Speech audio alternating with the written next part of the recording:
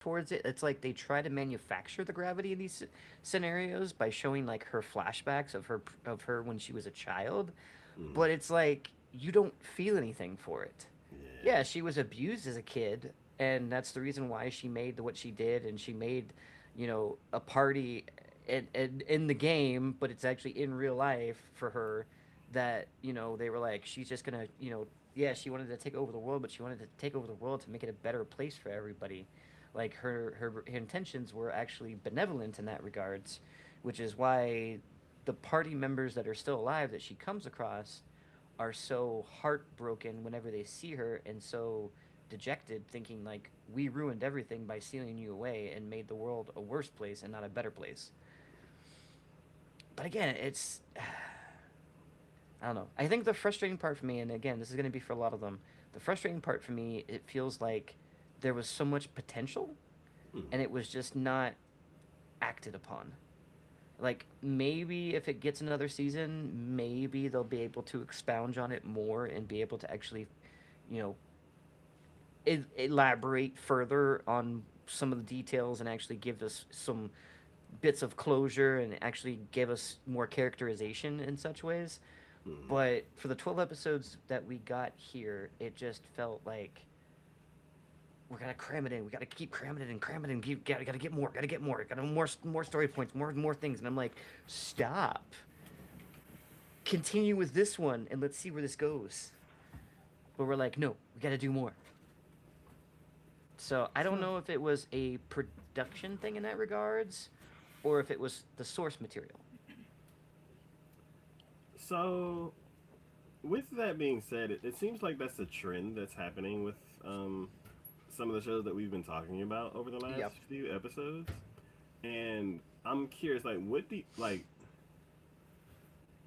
I Is it that they're just having to pump them out that much quicker, and so they just feel more pressured to just like the production's coming down because of that?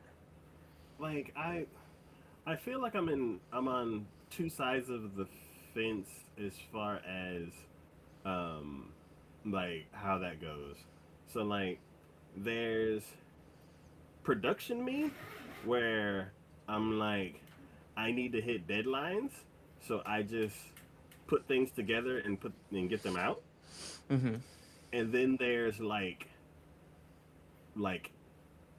crafter me where I'm like, oh, this would be perfect if it went here, and then that would be perfect if it went there, and they would all pay off at the end. Mm-hmm. And that version of me always gets left behind, distracted, and doesn't really get anything done. So, but for the things that does get done, Mm-hmm. um, I treasure those moments because they are like they stand the test of time. And Mm-hmm. I'm wondering if that's kind of like what I'm getting from these, like some of the, like I guess what I'm getting from your reactions for these stories. Like you're saying this show came with 17 ideas and they touched on all of them, but then the show ended and nothing got resolved. Yeah. Instead of saying, let's give you 3 points, Solid ideas. yeah, and then execute on them, and then you Mm-hmm. end up with a solo leveling. Yeah, So and like we you can hint at like other things. yes, that's Like the key. maybe at towards the end we can go, oh, but we never even talked about this, and then you go, okay, season end. You're like, oh, well, I know what the next season's gonna be. Yeah, and the keyword's hint. Yeah. It seems like they start Yeah. the other things and then don't resolve them. Yep. Yeah. Or like our resolution, like, okay, I'll give you an example. One of the characters that we come Mm, across, she finds out is actually not part of her original routine. They weren't. She. It was actually a plant from the demon lord, mm, and she confronts her about this, and they do have a bit of a fight. But then it just gets resolved, and she's like, "No, we're cool. You can keep following along." And I was just like, I get you're powerful. I get like maybe you don't necessarily care as much per se, but why does it feel like we just like wanted to have a fight and then you're just like, yeah, I don't want to kill you. We're cool. You can keep coming. You can keep following. Like, how did that resolve anything? It's like, ah, I got that out of my system. I got it out of my Let's move system. on. Let's move on. Yeah, it's like, how did that resolve a goddamn thing? That did not resolve anything. Yeah, What the hell? yeah. So we are accepting the fact that she is essentially a traitor for the Demon King, but then again, we're questioning whether or not the Demon King is actually the bad guy to begin with. So I'm Mm-hmm. like, maybe that's the reason why she's so accepting of this person. But Mm-hmm. at the same time, she does seem like she's doing some underhanded things anyways, and I'm just like, I don't get that. Maybe if there was a little more information that you would internally share with the rest of us that we could Yeah. then expound upon and go, oh, so you're keeping an eye on her and you're just doing one of those keep your friends close and your enemies closer kind of situations. Yes. But to me, it just felt like you were just fighting each other, and then you're like, I could kill you, but I don't want to. All right, come on, let's go. Let's continue on our journey. And I'm like, how did we solve anything in that? I don't feel like that solved a goddamn thing. Mm-hmm. So, but again, I feel like was it because of production where they were just like, we need to hurry this along. We need to, cut this off and don't spend too long on this, and let's just move on with the next story point, story plot to kind of keep the thing rolling, or was it that's how the actual source material did it, where it was just like, or was it maybe because of the way they did it in the anime versus the actual source material? Was Mm-hmm. the anime felt like it was, the anime make it feel that way, whereas in the manga it was kind of the similar situation, but the tone and the feel was a little bit different. Mm-hmm. I don't know. I don't know, but it frustrates me because again, I see the skeleton there. I see the groundwork. The plot's been made. I get it, and I'm excited, and I want to see it. But then like we don't build upon it. Yeah. Do w- do you see yourself in the future ever checking out the mangas? Like if this If kind this of is trend. if this is the trend, if I can get access to them, I probably will, because in situations like this where I feel like there's more to it or it didn't quite hit the mark that I feel like it should have, I might check out the manga source material or whatever it is, even if it's a short story, and just see if maybe between the two of them, do I get a different feel for what the author was trying for, or was it exactly the same as what the anime came about with? Yeah, because it's like yeah, because we both bring shows like bring different anime to the podcast for different reasons. And me, I'm more of a visual person and like story second, and you're more story first.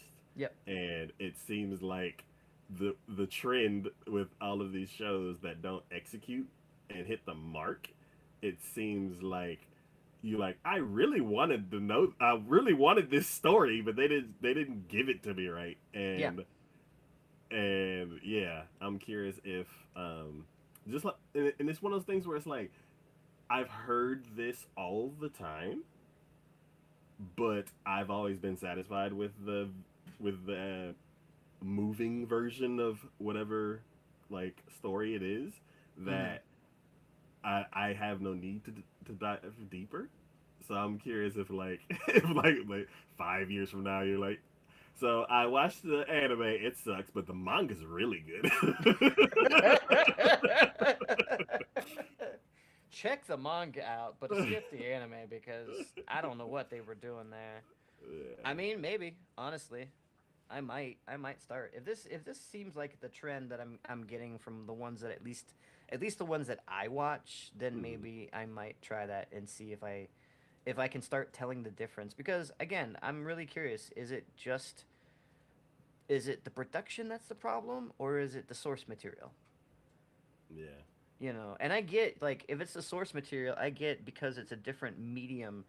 Maybe it's when you read it, or you're looking at it as a manga, it feels different, and like if you were to translate that into an anime, you'd have to have something to fill in the gaps that maybe the manga wouldn't be able, like, doesn't expound upon kind of situation. Like Hmm. it doesn't flow quite the same. I get that. Yeah. So then maybe it's not the manga material that's the problem. Maybe it's the actual translation into an anime that's causing it. Like maybe it's just Yes. because they can't connect the dots and in an appropriate way to make it all seem more fluid and kind of go together properly. Yeah, I think that the original idea that's in the manga or whatever the or short story or whatever the source material is, it ends up going through two translations Mm-hmm. before we actually get like the final anime, because it Mm-hmm. goes from the original author's idea to translating it to work in a visual form to production and everything, like finalizing everything in order to be on time, hit budget, and all that kind of stuff. Yep. So I I feel mean, like, and honestly, I get that because there's even that meme I've seen before about like a building being built where it's like concept versus drawing versus, you know, building versus final product. yeah, And you look at the difference between each of those things, and when you get to that final product, you're just like, that doesn't even come close to what you were looking at from the original part of it. yeah. It's concept drawing to blueprints that actually can be put together to actual building. Yeah, Yeah. and you're just looking at them going, where, what happened? Where did we go wrong on this? Where'd this cool part go? They're like, Yeah, nah. you know, budget cuts, we couldn't make it, you Yeah. know, we didn't have the materials for it. Yeah. I mean, so I get it, but it just feels, it's so disappointing. Mm. So, Okay. and see, We'll that to see. me would go across what I was saying before, like, where it's not the source and it's not, it's more just like you have too many constraints put upon you. Mm. So it means like are they forcing it out? Are they pushing it out too quickly? Because I mean, we see that in the same situation with like video games, where Mm. games come out and they're buggy or they're just they don't feel completed kind of situation. And it's like, is it because the developers didn't have enough time to spend on the things they wanted to spend on, and they had to rush through certain things?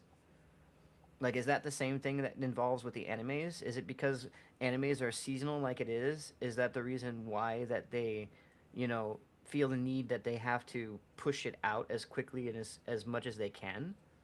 And you know what's weird about this one? This one's an O&A. Mm-hmm. So like I would think of O&A as like indie studios. Yeah. So it's like is if let's say if O&As are like indie studios, it's like is this one of their first attempts at doing it all themselves? And that's where maybe they had to make certain decisions and certain cuts or something like that? Or So this is an indie studio, but I will say this. Well, so I looked in at the studio itself, and it's possible that this is just a break off and that they're showing like other things that the main studio itself did. But if this is true, like these are the people who did. Oh, they helped with it. Okay, so maybe this is with like their first project, maybe, because like they yeah. did help with. It looks like Spirit Chronicles, Okay. both season one and season two, and that one I watched both, and it was a little quick in certain points from as far as like the storyline kind of situation. But for the most part, you really felt like it definitely expounded enough, I felt like in Mm-hmm. areas that it wanted to, that it didn't feel completely rushed, or it actually felt like at least the story points were hit upon, and that they were just leaving things open for like, oh, we'll expound on this later, or we'll hint at this instead of just let's start this and not finish it kind of situation. Okay. So I don't know. Maybe it is because it's their first one and they just they didn't have the budget for it kind of situation. Um, I don't know. Yeah, it's interesting. Yeah, I'm curious, like, if this, if it's just a batch of shows that, like, we're just trying to get done in time, or is it a trend, or is it just a bunch of people making, or I don't know. It's like, is it a trend or is it like a production thing? That's what I'm curious about. Yeah. Um, but yeah, uh, so this one wrapped up, or oh no, you said it Oh no, like yeah, did no, it's open as hell. It's there ain't a goddamn thing that got wrapped up in this. not a button in sight. No, not a button, not a zipper, not even a clothespin at this point. What are you talking about? they just they just stopped working on it. Yeah, they're like, all right, we hit our 12 episodes. We're good now. Okay, cool. Um, all right. The next show that we were gonna be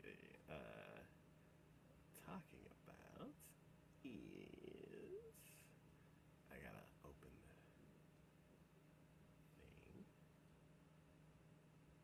thing. I'm waiting to see the change so I can help if it's Yeah. but it's not changing. So I'm like, I don't know. I can't help. um, it was supposed to go to the one folder, but it was like, nah, I'm gonna go somewhere way different. Yes. Oh no, that's the one we just did. Sozai, Saiksha, Isekai, Ryokokushi. Oh, was this? Hold on, it hasn't updated for me yet, so I don't know which one you're looking at. Ah, that one. Yeah. Again, this is funny that these are the two you put back to back, and guess what? Both of these are O and A's. That's funny. You know what? And that makes sense because we couldn't find both of these. Yep, these are both O and A's. Yeah. Um, And it's sad because it's like we couldn't find them. They were just at the bottom of the page. yeah, they were at the bottom of the freaking, yeah, 100%. I don't know how I found it to begin with. Like, oh, you know what? I know the boss one. I never even looked at. I just saw it on Crunchyroll and was just like, this Okay. looks interesting. But Yeah. this one I think I did, and then I just yeah okay. Um, honestly, I'm probably gonna say the same thing about this one as I did the other one. Um, honestly, I would put this one a little bit worse than the other one. Okay. Not necessarily, not okay, not necessarily for the production. I think Yeah. on the as far as that goes, both of them, as far as the pacing and everything goes, are Mm-hmm. about par with each other. Mm-hmm. I only say this one I put a little bit below the other one, only because I feel like this one was suffering from its story elements. There is so much cliche and just like, what am I watching here? Why is this a thing? Did we just go, I don't know what else to do, so and throw it out there? It's fantasy. Let's throw elves. It's It's like fantasy. Let's throw dwarves. It's fantasy. Let's have dragon people. It's like, did it make any sense in the way of the production or what it was about? No. We just it's fantasy, so this is what we're doing. where's that fantasy checklist? Yeah, All basically. I right. mean, if I'm honest about it, it really was a lot of just like, go here, do this. Um, I mean, at one point, he goes to a noble's mansion, and without saying, he goes to the noble's mansion. There's a problem there with the noble. Can you guess what the problem is? It's with a member of the family.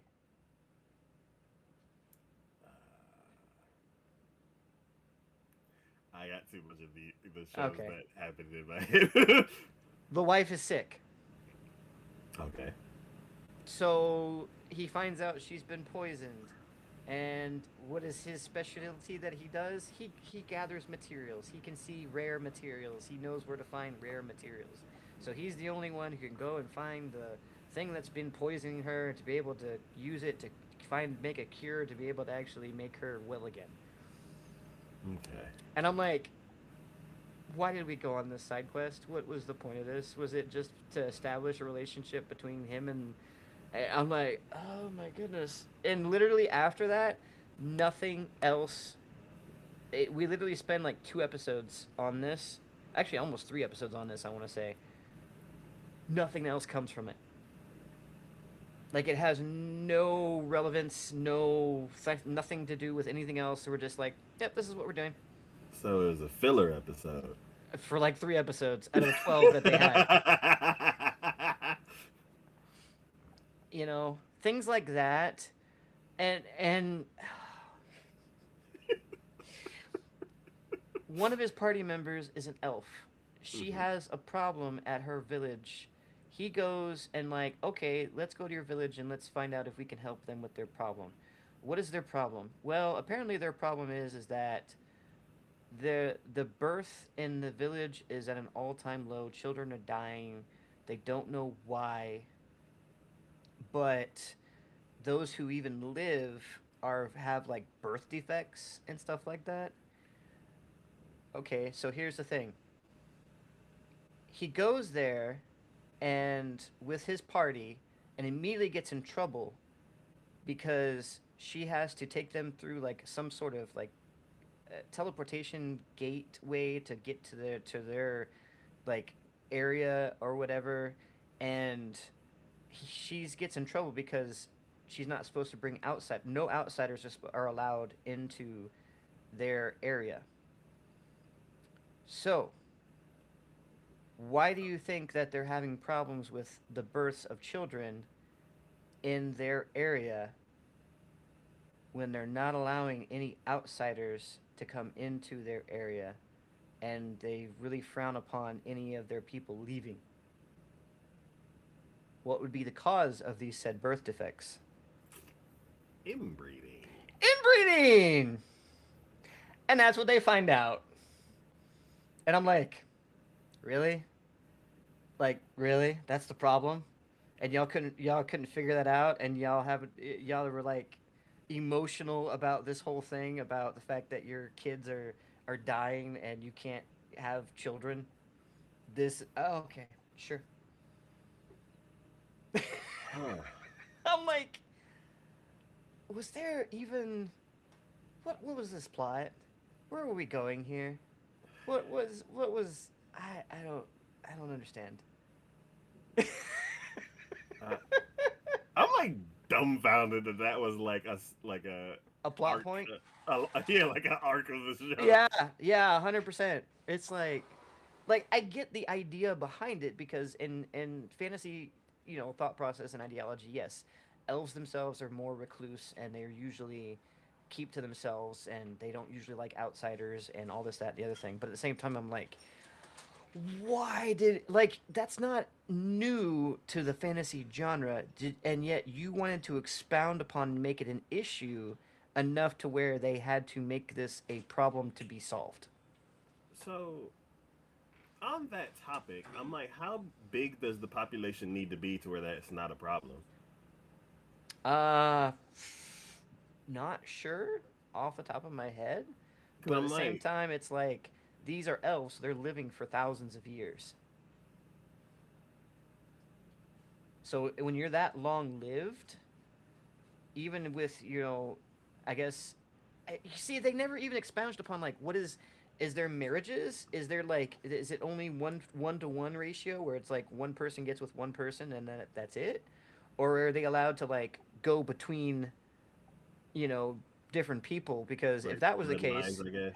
yeah, like if that was the case, that would probably make it to where it would be a little bit better. Where like if someone got pregnant with someone else, even though they were with another person, at least then maybe they could thin the blood out a little bit more kind of situation instead of just being like a one to one the entire time.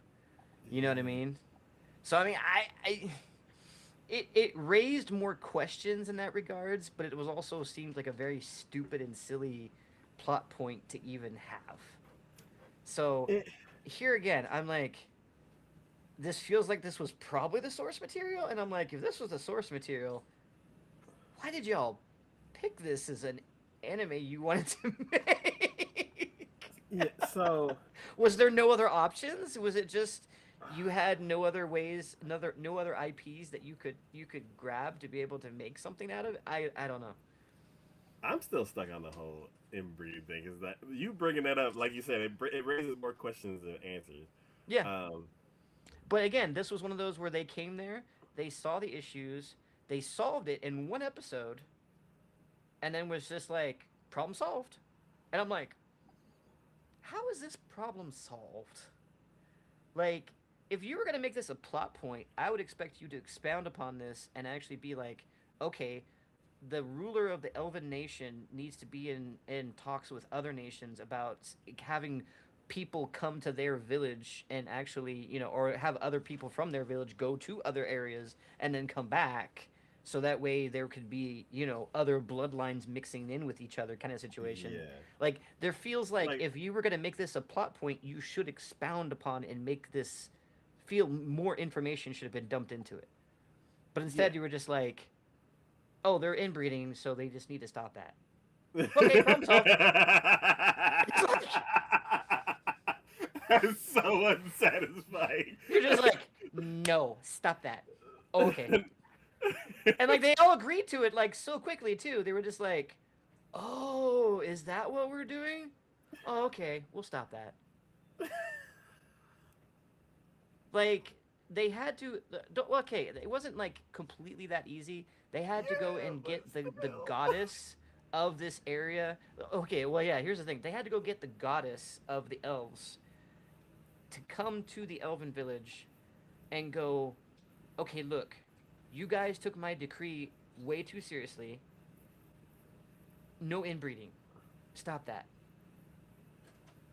Go with more bloodlines. That's healthier for you, trust me. And then everyone's like, okay, sure. That was it. Like that was it. Isn't she supposed to be watching over them? Apparently she got bored. Because I'm waiting for the Apparently she guys to be got like, bored. how are my subjects? Oh God, what are y'all doing? Literally, what are y'all doing? Stop that. Okay, that's like substitute goddess Jesus. Yeah, Um, she's worse. She's worse than Aqua. yeah. At least Aqua's down there being like, praise me, damn it. Yeah, uh, um, and beyond that, like the characters were all very forgettable. They were all very tropey. Like I think our main MC's biggest thing was since he got reborn into this world, he's incredibly tall. I think this was like wish fulfillment for somebody, like whoever made the manga or maybe whatever was just like, ha, if I get reborn in another world, I just want to be the tallest person there because I guess maybe he's the shortest person here, so he's just like, if I ever get reborn, I just want to be super tall and because like when you look at the main character in relation to like other people in this world, uh, he's like twice the height of anybody. Like he stands out like a fucking sore thumb and amongst anybody. Everybody, even adults, kids, everyone looks up to him. Like like he was an NBA player amongst, freaking dwarves or so. I don't know. It's I was freaking gonna, weird. I was gonna mention that because I'm like, what are the show like? When does anime talk about height?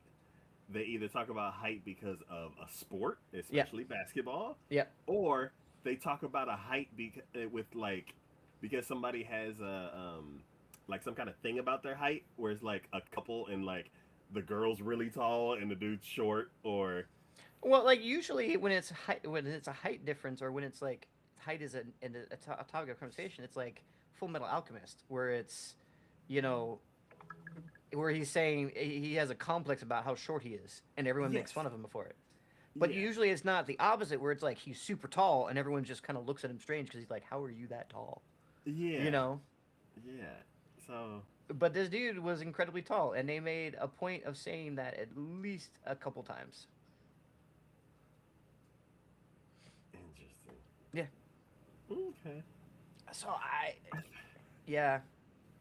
This is one of the few shows where I'm like, okay, I don't need any more. No, yeah, no, no. I'm honestly surprised. I think I really struggled to get through it. I got through it. Don't ask me how. but I got through it.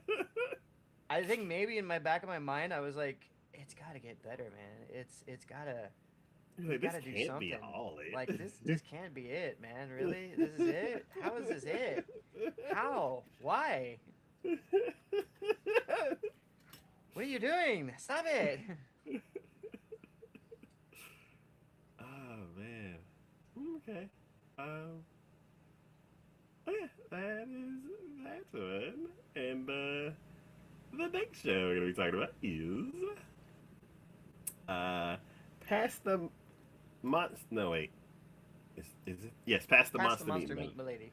Yes, I love this one. I really like this I love this one. one. Like, okay, to me, and I talked with my significant other about this because she watched it too. Like, to me, those out there who are trying to make a love story, frickin' take notes.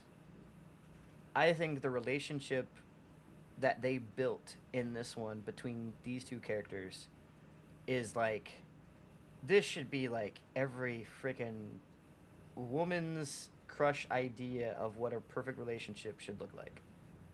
And I think in terms of like media, whether it's anime or books or movies, whatever, like you should always strive to have this level of building of a relationship, of the intimacy without being too intimate with each other kind of situation.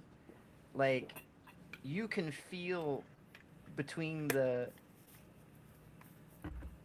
the way the two of them are so insecure about themselves but so loving about the other, and then at the same time um like are willing, like him more so than her, but even she does sometimes, to be able to like tease and poke fun with at each other kind of Yeah. situation. Like the funness with that and the back and forth that they do with that, I think just is perfect. It is Mm, honestly just the best in relationships that I think I've ever seen. okay.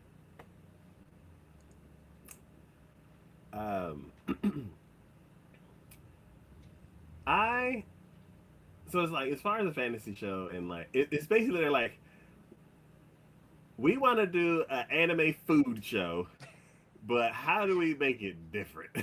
Yeah. They're like we're gonna follow the same formula except everything comes from a monster because normally when all the food comes from a monster and they cook it, it's purple and black and everybody gets sick.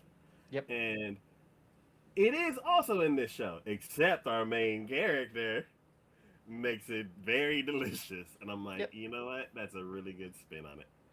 Um, I Yeah, as far as story plot lines go and everything, I think this definitely took what I always say, that there is no new ideas, only retellings of ones we already know, and really went all in with it in a very interesting and then way that just caught my attention right from the get go. oh yeah. Um, one thing that I do like is that they they take small things and make them a little bit bigger than normal. So like Mm-hmm. one example of it is the fruit the Mm-hmm. that they got. Um, they mentioned the fruit like a few episodes before the episode was about the fruit, Yeah. and it was kind of like this like a foreshadowing or like a another time where you like hint at something that's coming later. And I liked that the fruit was the like the episode was about the fruit. Like they It was, and again, like I think what you said, like everything's always about like the main focal point. A lot of time, most times, is usually about the food, mm, but then they don't. Even though they try to make the main focal point the food, they don't ever forget about the relationship either, yes, because that's always sprinkled in amongst everything. yes, and it's cool that she's always like changing everyone's mind about um about the food and the monsters and stuff like that. And basically, what she's doing throughout the series is proving that the problem is the magic. Yeah. Well, the problem is the magic, and then I think the other like that's like 50% of the problem, and the other 50% is whatever this religion that they keep hinting towards Mm-hmm. that makes it sound like it can never be good. Like they keep demonizing eating Oh, monster meat or whatever, yes. and say that you can never eat stuff like that. Which, granted, if the magic is still in it, yes, you probably shouldn't. But I mean, even the Duke has said on a couple occasions that they've risked because they've had no other food that they could eat, so they've Yeah. risked just eating that because they had no other choice. Yeah. That's But because of crazy. that religion, she always comes across people who are completely disgusted by her and think that she's just evil or wrong because she does do that. She does eat the monster meat Yeah. and stuff like that. Yeah, one like random thing that just popped into my head when you said that is like when he said that like they had no other option. It's like the whole concept of rotten flesh inside of Minecraft. Oh yeah, yeah, It's like there's a lot of other stuff you can eat, but if you're starving and you just killed a zombie and like it's sitting right there, you can eat it to survive, but you'll be poisoned. yeah. And I'm like, that's I was like, that's crazy that that concept is like basically the show. Um, so one thing, like I would say, like one. I really like the concept of the fruit because it's like you would like fruit is it's just fruit. You pick it and then you eat it, and like yeah, there's ripeness that they added to it and stuff like that. And it's interesting that like the magic from the was it the magic from the fruit that she exploded in later on, or was it from one of the other animals? No, Oh, it was it's one from of the the, fish. it was from the fish. Yeah, yeah, Oh, okay, yeah, yeah, yeah. yeah. Okay. No, I think that itself was very interesting too. The fact that like the magic that she pulls can be used for other things, and some of Yeah, them are potentially very dangerous things potentially. yes, and I love how you like mentioned it a few episodes before, and then it's like they know how to foreshadow. Yeah, Um, but I like the fact that like it's a worry. Like he said, yeah, this could be a thing, but immediately he put it out of his head, going, "But she's not doing that, and that's not what she intends to use these things for." yeah, So even though like they set up going, yes, it could be used for these situations, he's not immediately demonizing it. Like he's agreeable to it, and he still yeah, supports her and the fact that what she's trying to do. yeah. Um, yeah, I love the fact that he explained that what we're gonna focus on instead of what it can be is what Yeah, we can use it for and like make it useful. So it was like divvying it up in small amounts to like everyone, and then they just commonly use it as a regular thing. Like, and the thing that popped in my head is like lighters. I'm yeah, like, yeah, just give everybody little lighters and then like instant fire. yeah. Um, uh, one other thing that was kind of cool that like they they mention a couple times, and I'm curious like how involved the person is, but like they said that the dad. Oh no, never mind. That's a different show. Never mind. The only thing No, no, I'm no, no, curious no. about, Never mind. No, no. I was right. This is the right show. Um, the name, the voracious villainous. yeah, yeah. Yeah, how he spread that rumor. I don't recall. Like I believe I remember there being a case of that the fact that he's the one who did spread that rumor. Yes. But I feel like when he did, he had like good intentions by it. Like Like he was trying to protect her in a way. But I don't recall. It's been a little bit since because that was like the beginning of the series. yes. Like when the Duke first took her away, Yes. And he and was like, I'm really curious. I like see this is one. See this is why I think this is one of the better ones from this season because like I'm curious what in what the next season is going to entail if we're going to get like I want to see more about the mom.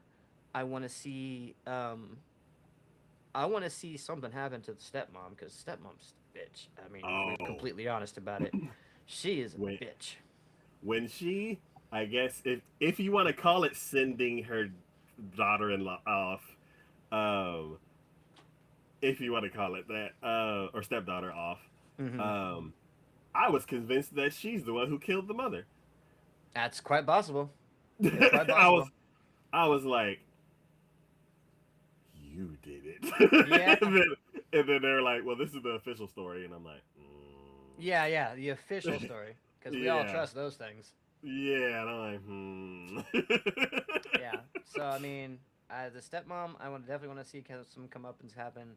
I also want to see what happens with the wolf that they got towards the end. Oh, Because they keep saying, "Oh, as soon as we find the mother, we're gonna return him and everything." I'm like, "You're not returning him. You're definitely keeping that wolf. I'm 100% sure you're gonna keep that wolf. You know as well as I do, you're not returning that to the wild. You keep saying you're going to, but you're not going to. She's going to keep that friggin' wolf, and I want to see what becomes of that. Um, interesting. and like, you know, here's the other thing too, why you can tell it's a good series and everything. Like Yeah, the ending of it was her just being introduced to like the rest of the troops and to the swordsmith and all that other stuff. And at the end of it when it stopped, I was like, that's it. She only just got introduced. What's yes, going to happen now? I want to yes. see more. So I'm a little bit confused with the blacksmith. When the blacksmith showed up, I was like, at first I was like, They gave him a quirk. I mean, they made yeah, him quirky, oh yeah, and which I can appreciate. yes, I The fact that she drinks it's him under the table is absolutely hilarious. yes, and like his wife, the knight, is like when she's like on duty, she's all like proper and like a prince aura, and then she was like, "Get your ass back home. We got Yeah. stuff to do." See, uh, but there again, like, okay, you don't even really see a huge amount of interaction between the two of them. yes, But I think, again, their relationship is also very solid as far as that yes, goes. And you can feel that it's very solid as far as that yes, goes. yes, And I'm like, of course that's the perfect relationship. You have a knight, a knight captain, and a freaking blacksmith who can make her weapons. yep, How is that not like the perfect couple? He makes the weapons, she uses them. yep.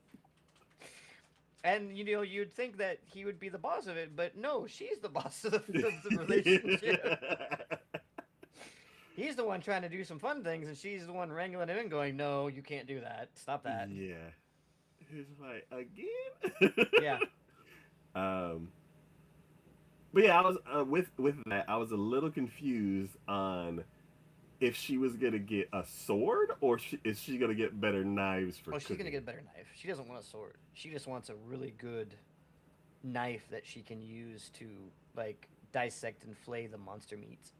Oh, so she thought that. Well, at one point she asked for a sword. So was she just saying, "I need a sword so I can"? Oh, Well, I think maybe she was. I know for a fact though, like because she showed her like um, butchering knife that she uses and everything. But I also remember when you mentioned that, I also remembered that she did say that she often went and killed the monsters herself from time to yeah, time. Not any of like the big bad powerful ones, but some of the yeah, minor ones that she could yeah, take on herself. like So it's a porcupine size.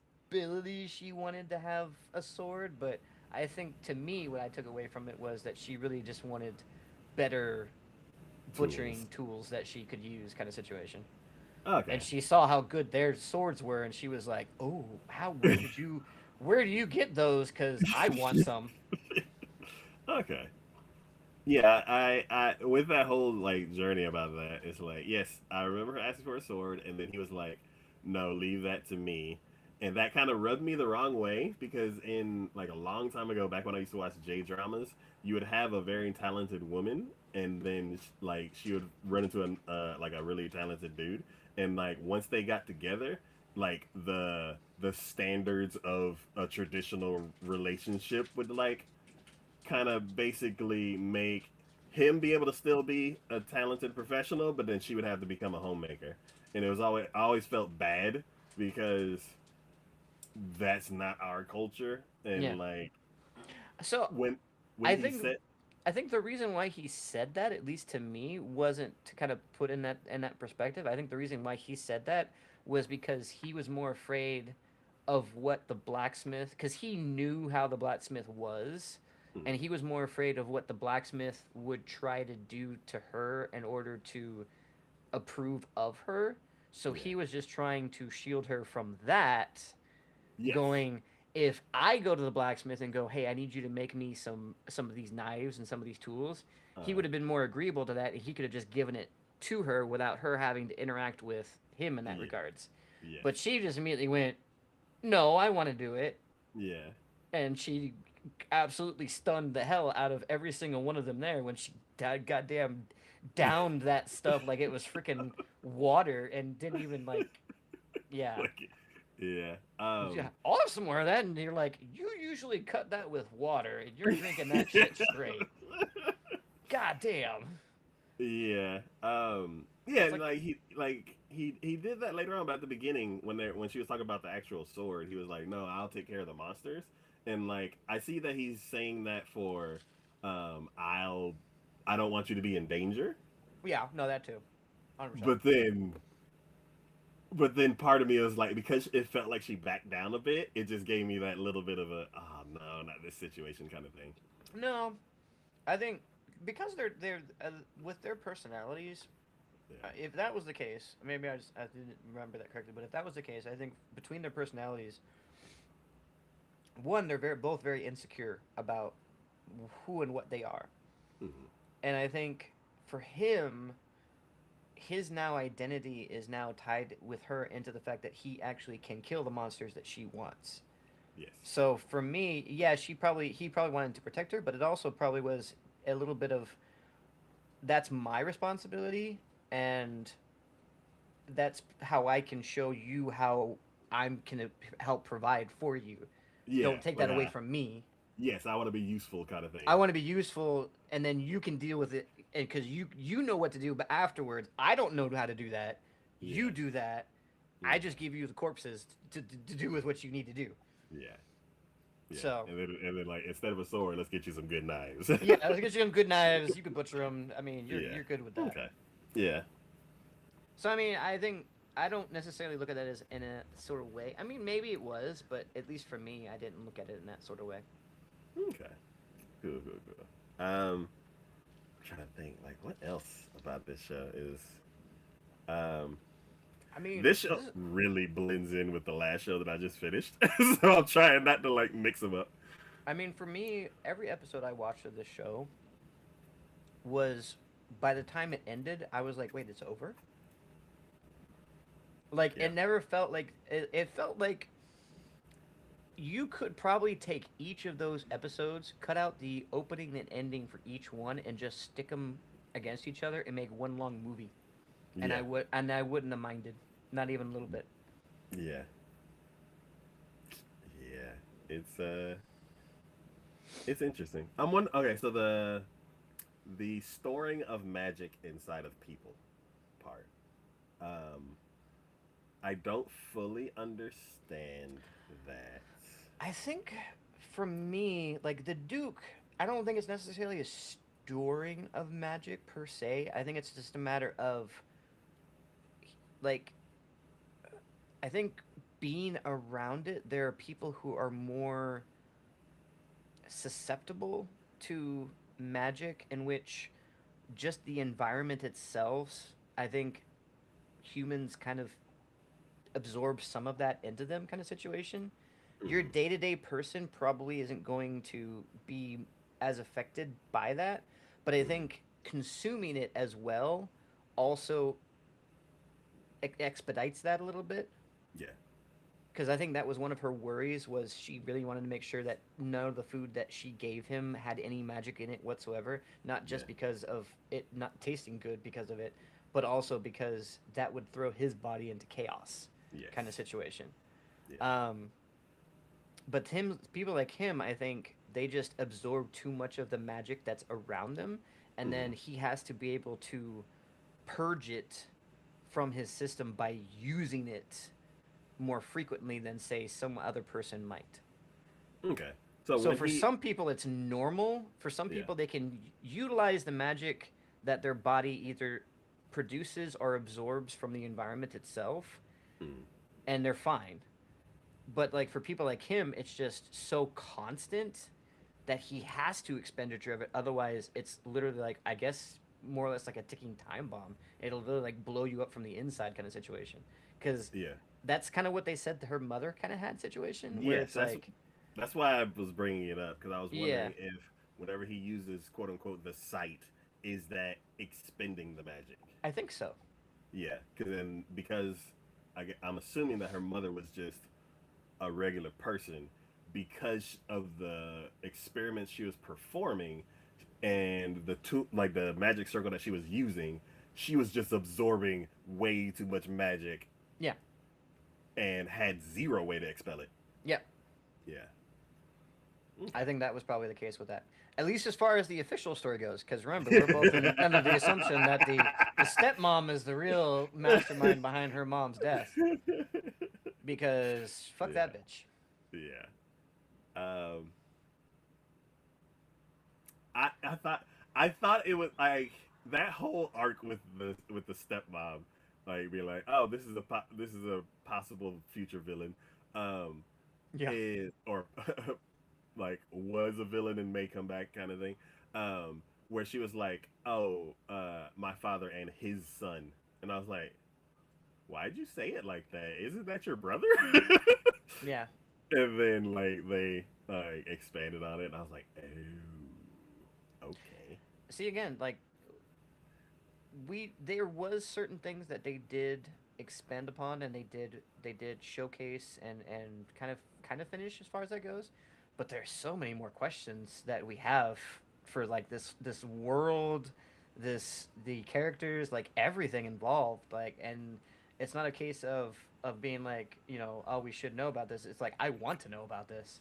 Oh yeah, Give me more. Just what this could be like an ongoing. This could have been 24 episodes, and I probably still would be like, "Oh hell yeah, give me more of this," yeah, because they made it. It's just an interesting world and an interesting dynamic as far as that goes.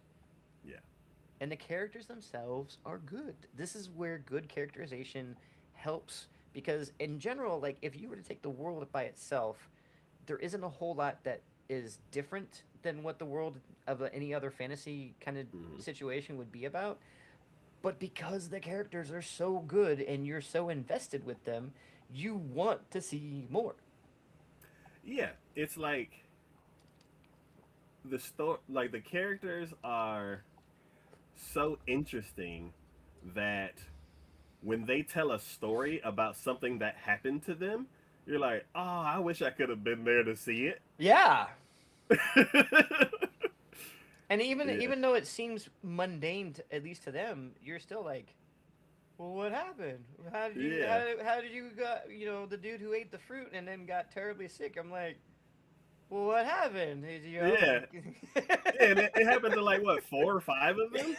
And you hear the story from like four or five different points of view, Yeah, and like some of them repeat like the same part of the story, so you're like, oh, they were together. Like it's yeah, just like it just feels fun. yeah. And then they even like they didn't completely wrap up everything about that fruit No, either, because they're like, cool, we got red ones and we got black ones, and I was like, oh, there's multiple kinds, and they're like, yeah, this one stinks, so we're gonna put it outside, but we're gonna eat this one, enjoy this one, and then we'll come back to that one later. And you're like, but what? Y'all what forgot the about red the one outside. what about the stinky one? Are we doing anything with that one? Yeah, and that's how you leave a thread, Yeah, because it may be useful later on, or it was just funny because it was stinky, and then You're like, haha, and then move on. But see again, like the characterization, like the Duke and his men, like you feel the camaraderie between them. Yeah, like Like when they were he's getting chased, they were yeah, like, just turned it on, teamwork. yeah.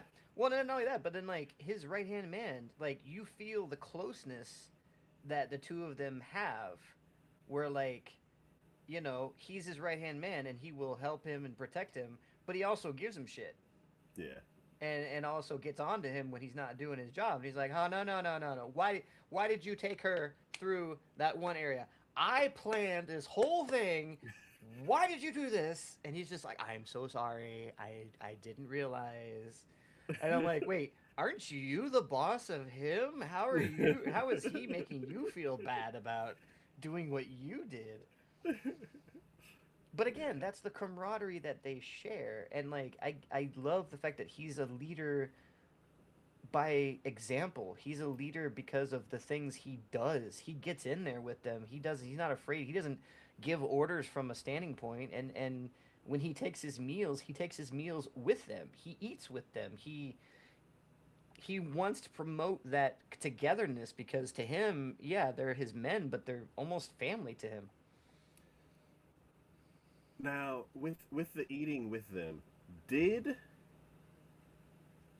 did another show say that the leader eats with them before he ate with them, or was this the same show where they like mentioned it before and then showed it again, like without talking about that concept? I mean, I think from the very get-go, because of the fact that like when she first made something for him back when they were traveling to his keep, Uh, I think he always okay. kind of mentioned the fact that he ate with his subordinates, he ate with his Okay. men. Okay. Cool. Cool. Cool. And then it wasn't Yeah. until they actually got to the actual keep, then all of a sudden towards the end there they were like, "Yeah, we're gonna show you off, but we'll go to the dining hall and everyone will eat together," kind of situation. Yeah. Yeah. Okay. I also loved it. See, just the little adorableness of her, because it's talking about that reminded me of when he was going to introduce her. She was hiding behind his back with this big flowing dress, and I'm like, and the fact that he walked over there, and I'm like, everyone on that side can definitely see you, and I think the other people on this side could probably see the dress coming out from behind him and know that there's somebody behind him. You're not hiding very well, let me just tell you that. But it's adorable that you think you are, and you're being shy about the fact that you don't want to be seen yet. Yeah. He's just playing along, I mean, he's just like, and, there was not they're even like, like a questioning eyebrow or anything. He's just like, yeah, this is what's happening. yeah, and then he's like, and she's right here. Yeah. Oh, I didn't know that. As if we didn't know, but hey, thanks, appreciate it. But they didn't even make a comment about that. They just let it go, and I love the fact Yeah, that like no one's like they just accepted it. yeah,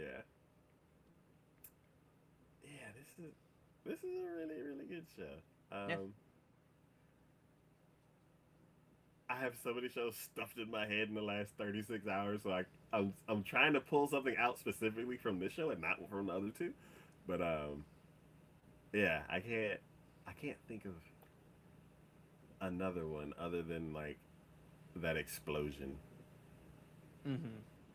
because it was different. It was like a particle explosion Mm-hmm. rather than like a fire. Like it was like I don't know. It was both. It was like particles at first, and then it was like fire and smoke. Mm-hmm. And I don't know. It was interesting because I'm curious how the magic circles in this world work. Because she had that big one that was at her lab before, Mm-hmm. and then once she moved out, she's been using these paper ones. Mm-hmm. And I was like, oh, you could just It almost draw it. well, it almost feels like Full Metal Alchemist in that regards. Yeah, yeah. And they haven't like got like done a tutorial kind of thing over on the magic circles. I'm like, oh, well, if you want to do a magical circle like this, you do that. If you want to do Well, and one, remember when they were being chased by those birds, like she painted a ton of magic circles on that flask. yeah. Like she was painting all sorts of magic circles, and she's like, "I'm gonna add this in there, and this in there, and this. I'm gonna add this in there," and I'm just like, "Holy crap!" And they're like, no wonder when that thing finally went up, it went up in a big way. So what she drew was multiple magic circles overlapping each other and not like one complicated one. Yeah. No, they were like Okay. multiple. I think like one ignited another, that ignited another, that ignited another kind of situation. Oh, okay, because I'm like it looked like squiggly and like she was like over in this part I'm gonna do this and over in that Yeah. part I'm gonna do that instead of like this type of circle and then another circle on top. So I didn't know that they were stacked. I thought it was like a complex one with different compartments. Yeah, no. It was it's the way she was describing it. I think she it kind of made it gave me the impression of it was multiple different like minor spells, but because she combined them all and that Yeah, flask had such magic potential in it, yeah, when the Duke activated it and then threw it, it was like a ticking nuke almost essentially. yeah. And it's funny that he knew like the time delay and when things would happen Mm-hmm. because he was like, okay, it'll happen in like a couple seconds, so brace yourself. And I'm like, how did, have you thrown one of these before? It's like, are you familiar with these types of I feel things? like maybe that was maybe part of one of the circles that she had put on it kind of Mm-hmm. situation, and he just was familiar with what she was doing because he was kind of watching as she was putting them on there. So I Okay. think that in that regards, he was just kind of paying attention to like exactly how many different types of magic she was literally putting on this damn thing. Okay.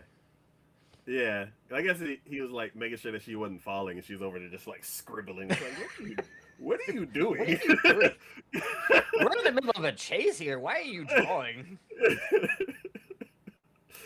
But yeah.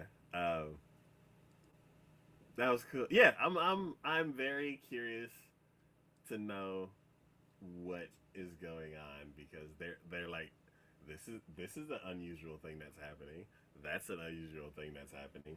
And it's one of those things where other shows have done that, but they did that in like season 2 or season 3 Mm-hmm. where we've had this cycle of going on a like other shows we've had a cycle of going on a quest and defeating a monster or accepting a mission and collecting certain things and we got used to like the process where it's Yeah, like the repetition.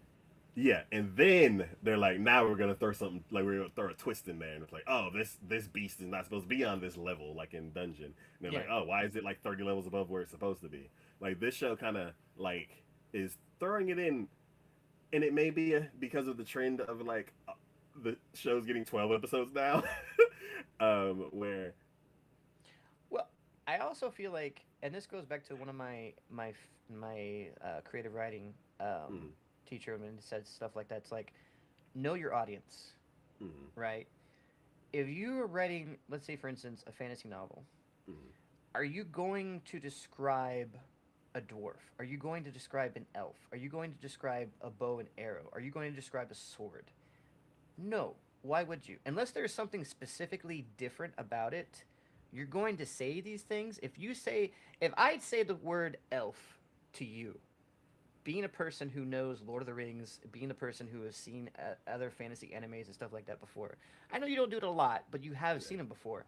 yeah, Will Ferrell, You immediately have in your mind a picture of an elf, yes, and you don't I don't need to describe that to you because you already know. Like there may be little nuances I can throw in there to you, but mm, you don't have to be told. yeah, And I think this it could be a sense of they just didn't have time to expound on it like they normally would as far as that goes, mm, or it could be a sense of know your audience. yeah, Your audience is going to know what a beast, a rabid beast. If we tell you that, you might know what a rabid beast might look like. You might have it yeah, pictured in your mind. yeah, So if we say this is unusual because of this situation, then you know the unusual would have been something that was not the situation where they're not yeah, mad or they're not something else is going on. So I yeah, think part of it might be just trusting in your audience to kind of have at least enough forethought to be able to figure that out. yeah. But then some of it might just be the fact that they just didn't have enough time. Okay, that's interesting. Yeah, yeah. This show's done like very well. It's It really is. yeah. I Yeah, I'm excited to see more. Like I can't wait for the show to come back. Is it? It's not repeating next season, right? No, I don't think so. Okay, cool. Well, not cool. Well, Yeah. uh, but yeah, um, yeah. That past the monster meat, milady, is a very good show, and it it truly highly is. recommend it. Cool, cool. All right, the next show we're gonna be talking about is uh, I don't. It's a long name. Ah, this one. Um. So I'm actually kind of glad that you picked this one right after the one we just talked about. Uh-huh. So the name of this one is "My Status as an Assassin Obviously Exceeds the Hero's." Cool. I feel like this is in stark difference to the previous one in its pacing and its characters kind of falling for each other kind of situation. Okay. Like whereas past the monster meet lady, you had the characters feel natural in their progression and their falling for each other and how they did and what they did and all this that and the other thing. This one, oh my god, this is like the epitome of didn't have enough time. Let's shove it in there and let's get it going. Like, what is it? So episode one, they get transported to this world, and immediately the main character figures out he's an assassin, and looking at his stats, when he looks at everyone else's stats, he realizes his stats are way even more powerful than even the person who is the title has is hero. Like his strength, his dexterity, his abilities, some of his abilities are even maxed out from the get-go, and whereas the hero like is way lower than him and doesn't even have maxed out stats on anything. Mm-hmm. So he's immediately suspicious. He hides himself. He conceals his presence, and he even kind of follows the king, and then comes close to killing the king because he feels like he's being deceptive, and he feels like he's trying to use them in some sort of way, but he can't figure out exactly what it is. Um, but then doesn't. And I'm like, okay, well, that was a little fast. But yeah, he did feel kind of shady in regards to what he was saying and what he was doing. I get the Yeah. suspicions, but it feels like maybe that was in the original, it was maybe a couple days, but that just felt like it was literally that night that you were just following him into his bed chambers and standing over his bed like you were about to kill him essentially, and Mm-hmm. then decided not to. Uh, and the next day he's training and he kind of befriends the knight captain as far as that goes. And I think within that next episode, the knight captain is killed. Or no, the knight captain and him and the rest of the party go out on a trial adventure kind of situation into a dungeon just to test out their abilities, their training that they'd been doing. He shows he's pretty damn strong. Then the third episode, Knight Captain's killed. And one of the weapons that he's found with is one of his daggers that he was missing, and they all blame him and he runs. So by third episode, Knight Captain's killed. He runs and goes into a dungeon because he's just like, I need to gain more power because I'm obviously being targeted and this is all wrong, yada yada yada. In which case, he comes across the elf lady that is in the picture there. Um, kind of joins up with her, kind of not. He's very weary of her, but again, he's kind of been betrayed in this world already, so he kind of has reason not to trust people, as he's been accused of murder of somebody he actually had a great deal of respect for. Yeah. And then they get to the boss of the dungeon they were going through, and ends up being a cat familiar that was, I guess, part of the Demon Lord's army at one point, and was sent to give him a message, but then tries to kill him. In which case, he defeats them, and then because the dungeon had accepted this cat familiar thing beast as a boss, until he killed it, he wasn't going to leave the boss room essentially.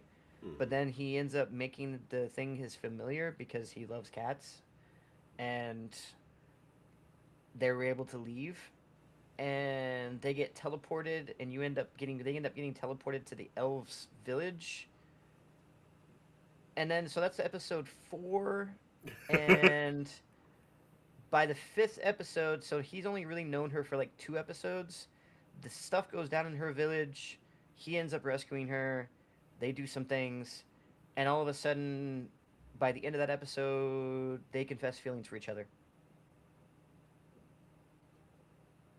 to the point of almost marriage kind of situation. And I'm just like, this happened really fucking fast. Like, we're Yeah. not even halfway through the goddamn season, and we're already in like an entangled relationship with each other, and you've only known each other for like 2 episodes, and most of that you guys were fighting. You weren't even really like getting to know each other, and all of a sudden you're like, I would die for you. I swear to protect you, and and I'm like, where did all this come from? Trauma Like, bond. yeah, I'm like, I don't understand this whatsoever. And then the MC's character is like, he goes from leave me alone, I don't trust anybody, to okay, I kind of trust you, to the rest of his group ends up meeting up with him because it ends up being found out that the reason why his friends turned on him so suddenly after finding the dead body, even though they found a dead body with one of his weapons and he says he didn't do it, they immediately turned on him, is because they were being mind controlled. But the vice captain kind of found out about it and was able to break the control from at least a few of them, and was then they were sent out, and like, even though they find out they were being mind controlled, they're still like, well, we need to go kill the demon lord anyways because he's a problem, and maybe if we can kill the demon lord they'll send us back. And I'm sitting here going, motherfuckers, you find out they were mind controlling you, you still have friends who are back at that castle still mind controlled, and you still want to do what they were trying to get you to do to begin with because you think by doing so they'll send you back after it's done. I don't, that logic, and that's not logicking. I'm just gonna let you know that. Like, I don't understand. Like, I would be more in line with the assassin dude who is saying, I don't trust any of y'all motherfuckers, and I'm just gonna get revenge on the person who apparently killed the knight commander because he was like the only person I actually kind of trusted here. And I'm like, ha, okay. And then like they decide, oh, since he doesn't trust us, maybe if we do this job where we hear about there are people who are being like at a beauty pageantry, and all of a sudden there's a beauty pageantry. Like at this town, there's a beauty pageantry contest, and everyone who wins first place ends up going missing. Maybe if we do this job, he'll because of we show that we're as competent as we are, he'll join us in going after the demon lord. And I'm like, again, where's the logic in this? Like, why would he even care about that? Like, he's not saying he doesn't want to join you in this because he doesn't think you're powerful enough. He's just saying he doesn't want to deal with that because why? Why would he? Like, he If still it's wants to accept, get home and everything and still see his family, but he doesn't feel like the king's gonna be all buddy buddy after they you go kill the demon lord and send you back. Cause why would he? I'm like, am I missing something here? Is there key pieces of the story or dialogue that are being cut out for some reason that we're just not seeing that would make this make sense? Because help me here, this doesn't make sense. I don't understand what's going on. Yeah. And then for like the longest time, he finds out who was in charge of the reasoning why the Knight Commander got killed, and is actually after the elf lady that he's with. And for like 2 episodes, he goes all wishy washy on should I kill him? Should I not kill him? Should I kill him? Should I not kill him? Should I kill him? I'm an assassin. Should I kill this guy? And he's like, his only reasoning why he feels like if he were to kill this guy, he feels like if he were to return home afterwards, that he couldn't face his mother and sister because of the fact that he actually took somebody's life. And I'm like, okay, I kind of get that. But at the same time, we've been given so many reasons why this guy is an asshole and an absolute dickbag and should probably die because he's kidnapping people, using them for experimentations. He killed the Knight Commander because he is making a deal with the king, and he was getting Knight Commander was getting in the way, and he's just bad. Like bad, bad, bad, bad, bad. I get you don't want to kill somebody because taking another person's life is a pretty big deal. But come on, we have to make some concessions here. And then he finally does it. And we have this huge scene with him and the elf in their in room where he's kind of breaking down a little bit. And I'm like, okay, dude. I mean, I get it. But come on. We drew this out for so long. Like, if you had made that decision in like the first episode and gone and done it, and then came back feeling all regrettable about it, I would kind of get that. But you had so long to come to terms with this, and like, yeah, that you found a message by the Knight Commander telling you not to go get revenge on his behalf if he died for whatever reason, because he felt like he was probably gonna die because he was kind of, poking the king in that regards, and not doing what the king necessarily wanted him to do in that regards. So I get that, but come on, seriously, get over it. I mean, I hate to say it, but get over yourself. So, yeah. And in the end, he ends up starting his adventure to go after the demon lord. And I'm like, did we really have a reason? Like, I kind of get, yeah, you've kind of gone against a couple of his minions, and you kind of feel like maybe there's more to the story. So maybe you're doing this not because you want to go kill him, but because you want to have an actual conversation with him and find out, like, what's going on, why I'm not getting the full story, what's your side, is there a reason why you're doing this, is it, I don't know. But again, I'm like, are we just not getting the full story? Are we rushing this along? What are we doing? I don't understand this. So, yeah. This was another one where I was like, I kept watching. I'm kind of surprised I got to the end because it wasn't one of those where I was just like, it's got to get better. There's got to be something to this. There's got to be more. What am I missing? What is happening? I don't understand. Yeah. That one just sounds sloppy. It really was. um. Yeah. Um. Like again, the groundwork was there. It had great bones to it. There was good setup in a lot of situations. But I feel like we're just like, it's a skeleton. It maybe has a little bit of flesh on it, but it's basically just it's a zombie essentially. There's no meat, there's no muscle, there's nothing. It's literally just the bone work and a little bit of skin, maybe. Okay. Interesting. So is this one where?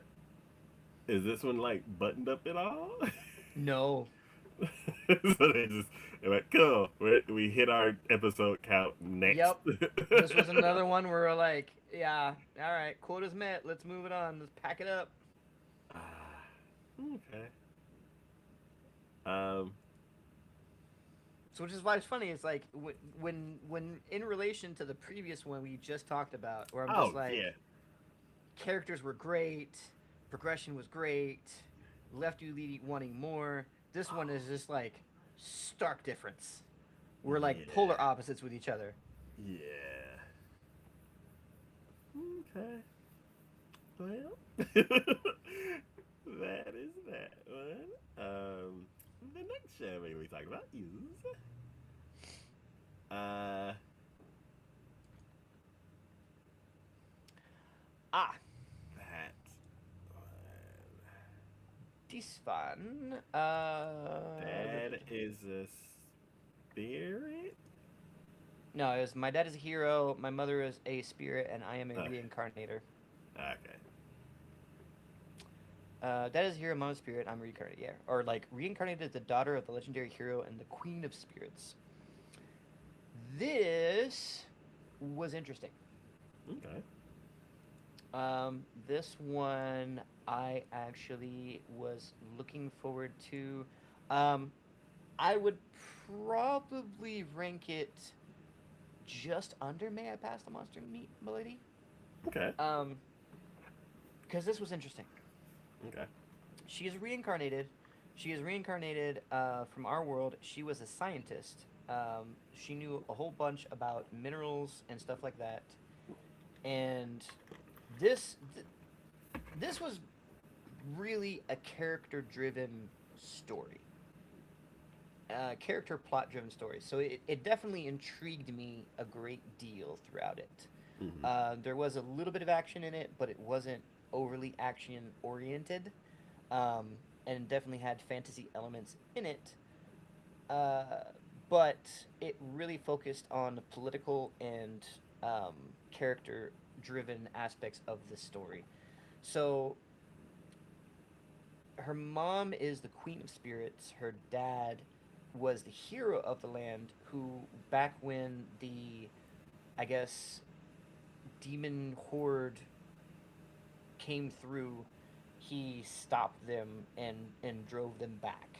So like there was the aspect of that in it, but we're not focused on that. Like that's not even a plot point at all, other than to introduce the her father, the character, as the hero. So you realize he's well respected. People care about him a great deal.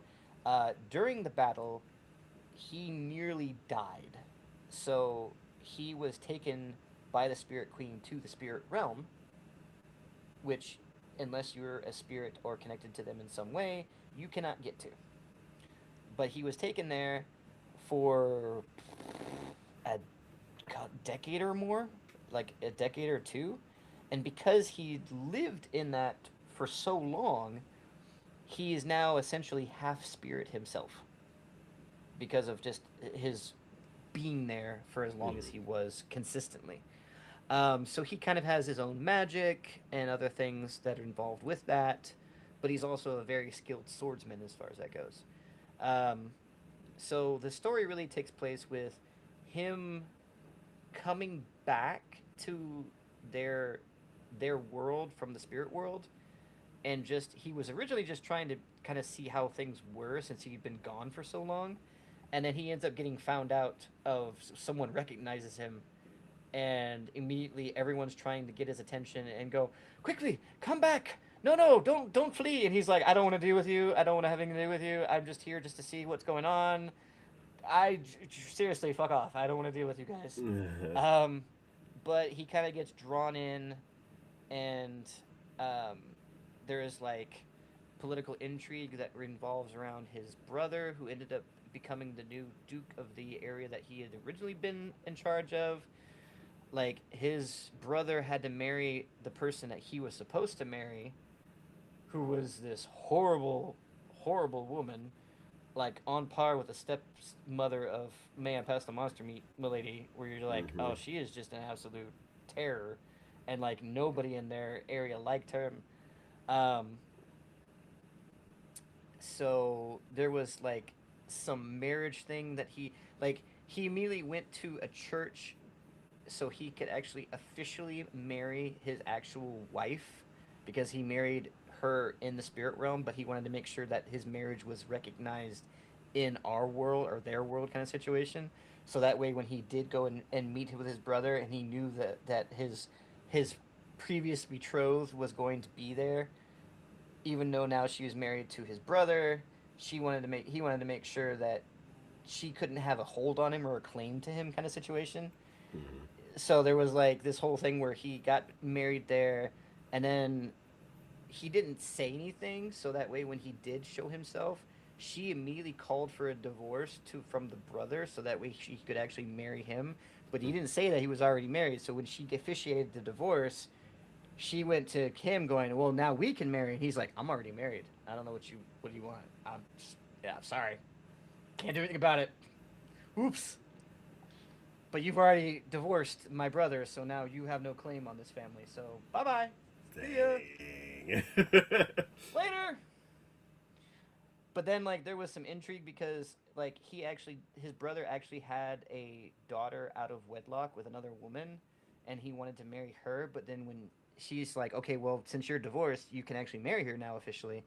And then when she got introduced to the family, she actually had a thing for the hero. Oh no. And then when they went to go exchange vows, apparently there is like a goddess who oversees that, and because her heart wasn't in it, she almost ruined it. And like there was a the goddess almost put like a chain around her wrist to show that she was being unfaithful or untrue to herself kind of situation. Like she wasn't Yeah. actually her bond wasn't true, and it almost ruined everything and caused an uproar in that regards until yeah, other thing like a lot of shit happens, man, and like you end up finding out like the king. So the king descendant, like ancestors way before, did something to the spirits where Yeah. back during the war, the demon war. Yeah, so I remember mentioning about it. So like back during the demon war, the spirits initially refused to get involved, and because they refused to get involved, the king took drastic measures, and actually any spirits that were still over there, he actually essentially crucified them and tortured them in front of the gateway to the spirits in order to try to get the queen to come out and actually like at least talk with him and try to deal with them to be able to gain their assistance in dealing with the demon horde.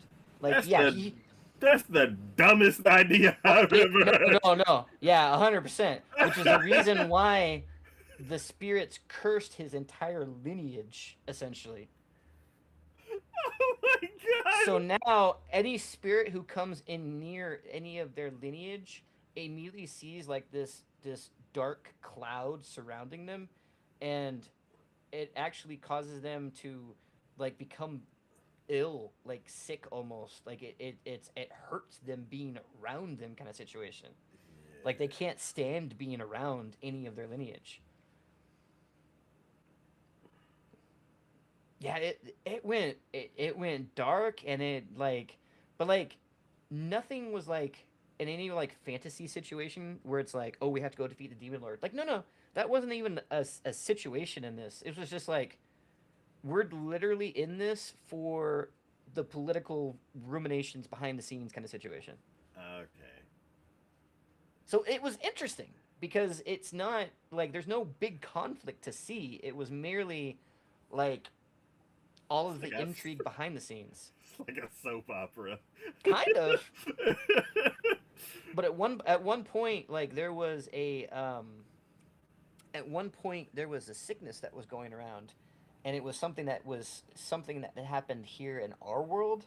So she knew about it, and she actually could had like the compound formula. So she synthesized medicine in order to help with that.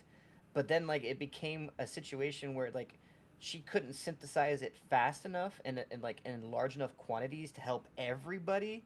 So like she was only helping those in her father's domain Mm. initially, and then the king found out about it and tried to send people to steal the actual like medicine to help his like it became a huge freaking ordeal kind of situation.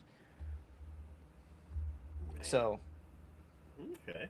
again, it's That sounds very interesting. interesting, interesting. Very much character development, very much story driven, plot driven kind of situation.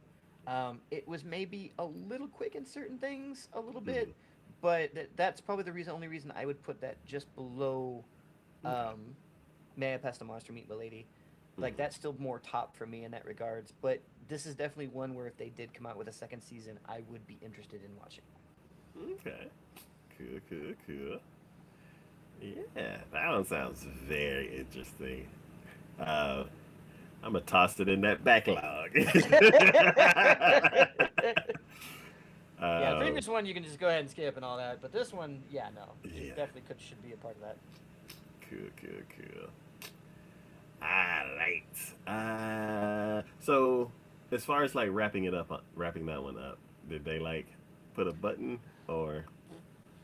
There's a couple buttons on it, but it's still Okay. definitely open ended enough because like the prince really hates it. So the prince really hates his father, and has realized that his father's been manipulating him and to try to get to our main character and her family kind of situation.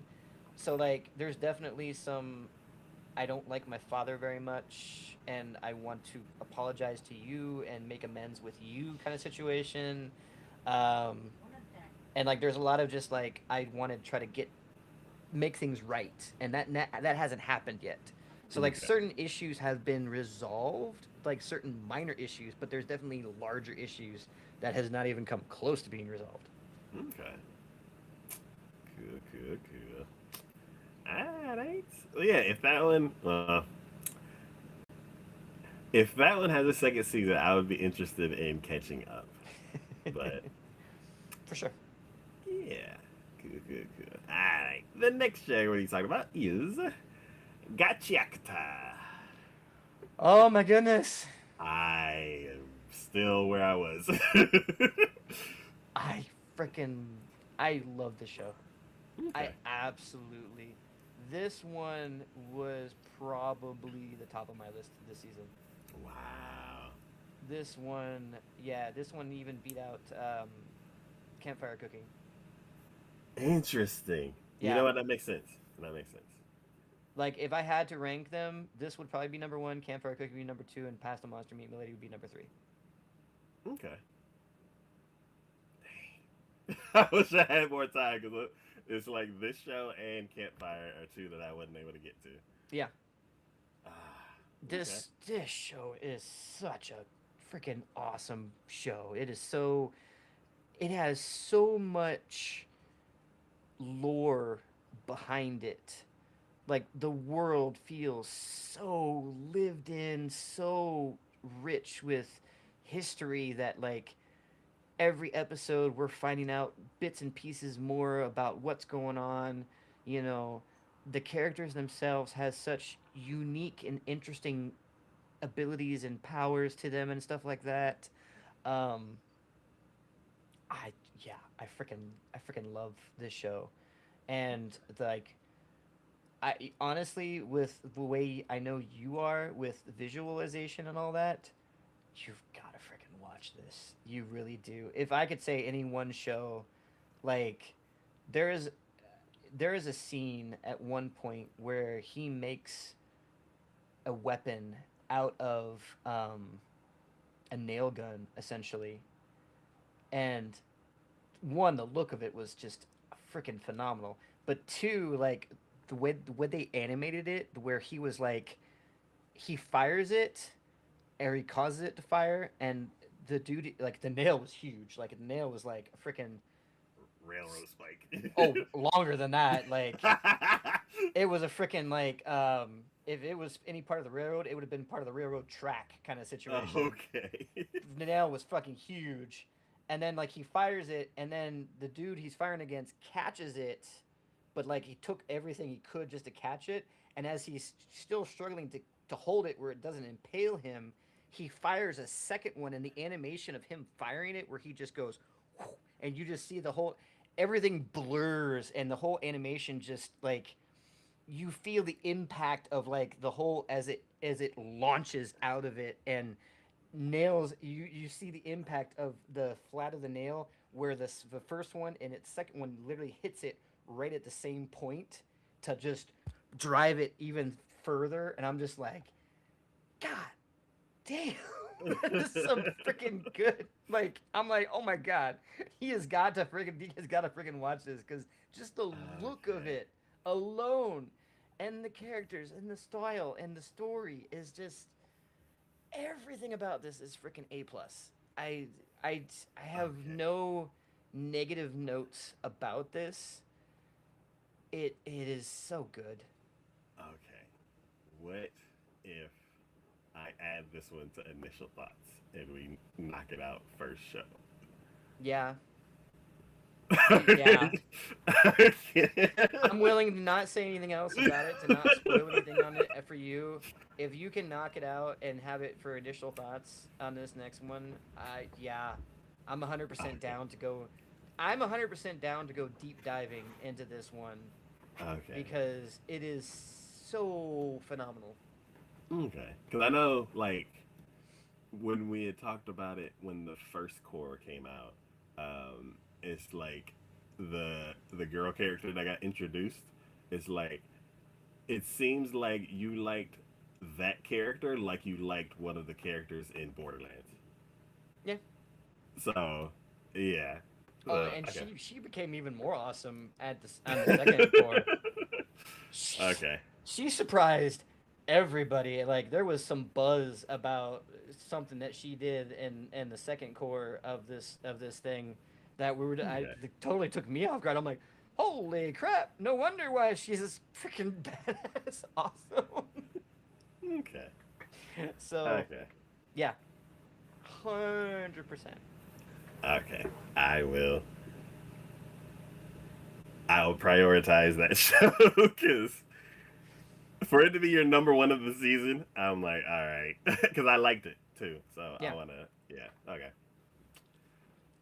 cool, cool, It's cool. got comedy, it's got action, it's got great plot points, great story, great lore, great animation. Like, to a point where I'm like, I know you would appreciate everything that you see Okay, later on. So yeah, okay, 100%, man. okay, okay. I will do I that. can't glaze enough, man. I can't glaze enough. Good, good, good. We should move Uh, on before I just start spoiling plot points for you. yes. Okay. The next show that we're gonna be talking about is "With You, Our Love Will Make It Through." So we're gonna just grab the brakes and just slow it all the way down. I will say, my SO here had watched the first episode of this one, Ah. and she couldn't get past the first episode of this one. And I went, that sounds familiar, because I think Big D over here did have a problem getting past the first one too. Yeah. So I went through the list and I don't know why this show was like, you should watch me first. And I was like, I kind of need to know, like, if she was okay. So Because, you watched the whole thing. yes. Oh, good lord. I'm sorry. I'm sorry. I'll just it, start. Was it worth it?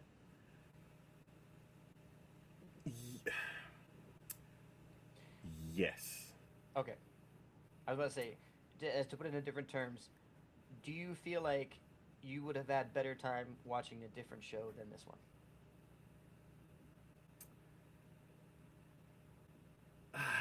It's hard because, like, it's hard to, like, watching Campfire, yes, it would have been funnier. Watching Gachagada, yeah, it would have been a cooler show. Watching another romance, I would have missed out on this type of romance. Okay. Um, so kind of like you had mentioned something earlier about the romance in one of the other shows that we had talked about, Hmm. and this show popped up in my head where it's like it's different. I don't know if it's like if he was just a regular dude, Hmm. um, the romance aspect of this show was different. Hmm. Like I don't. Sorry, immediately I said that. I'm like, my first thought was, it puppy love? Was that what it was? Or was that in bad taste to ask that question? It's so I would say that these two characters are the horniest characters that I've seen a romance go through. Oh my god. That is so bad.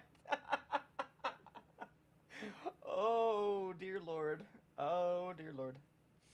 Like I I wish this show did not like why did I have why did the show make me say that? And why do you still feel like it was necessary to watch? it, so it's one of those things where like there's like stages that normal romances go through. Hmm.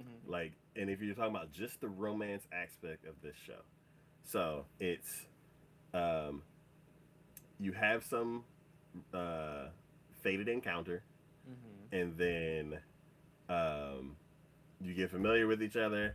You find out that you like each other. You kind of hold it in and just kind of let things develop, and then at one point you confess and start going out. Hmm. And then you show, like normally anime doesn't really get into the physical part. Hmm. It's just okay, now we're dating and we're together, and then the show ends. This show is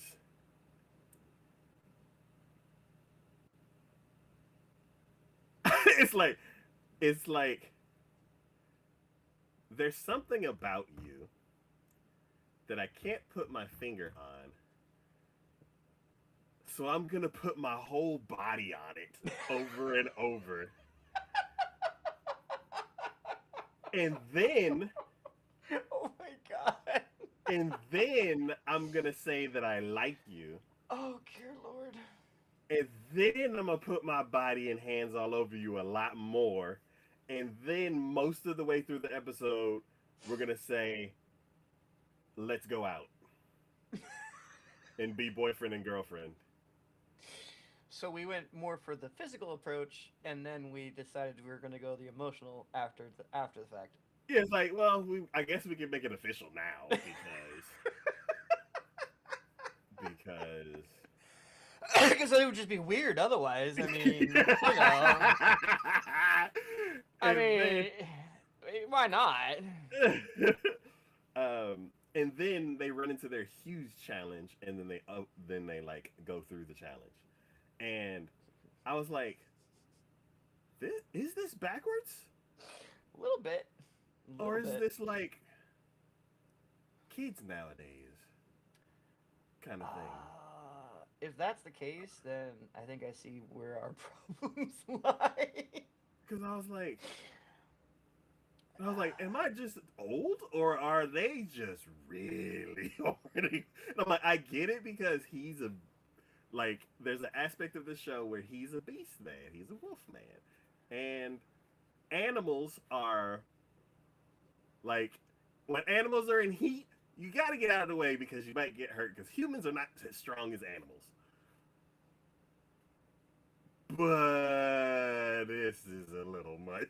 Like this show, So is like it him being more physical from the outset, or is she more physical as well? um so the one issue between there's a lot of issues between like A lot of issues in general. yeah it's like the mechanics it's like it's incom- incompatible parts and physicality it's just Oh my god. Eh, What the hell show is this? it's so it's like it's Should this not show graph. be on a different site? I mean, I'm just It's gonna like say. it's not graphic Uh as far as like it's not a hentai, but it's huh. like Okay. it's weirdly like over the line. Okay. So it kind of Like like it dips its toe above on the other side a little bit. it kind of steps in it. Like it. So You like might it's want to this. wash your shoe afterwards.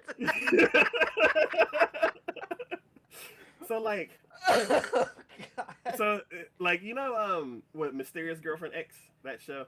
Oh, good Lord. Off the top of my head, no. Okay, Oh, I Jesus. really don't want to say these terms. Um, Oh, Jesus. but Shit. basically it is this the yeah, like you I don't want to say it. All I will say is saliva. Um um Oh God. Oh yeah. Okay. I happened to look up Mysterious Girlfriend X, and I'm like, that's the first image that just pops up. Jesus Christ. yeah, so it's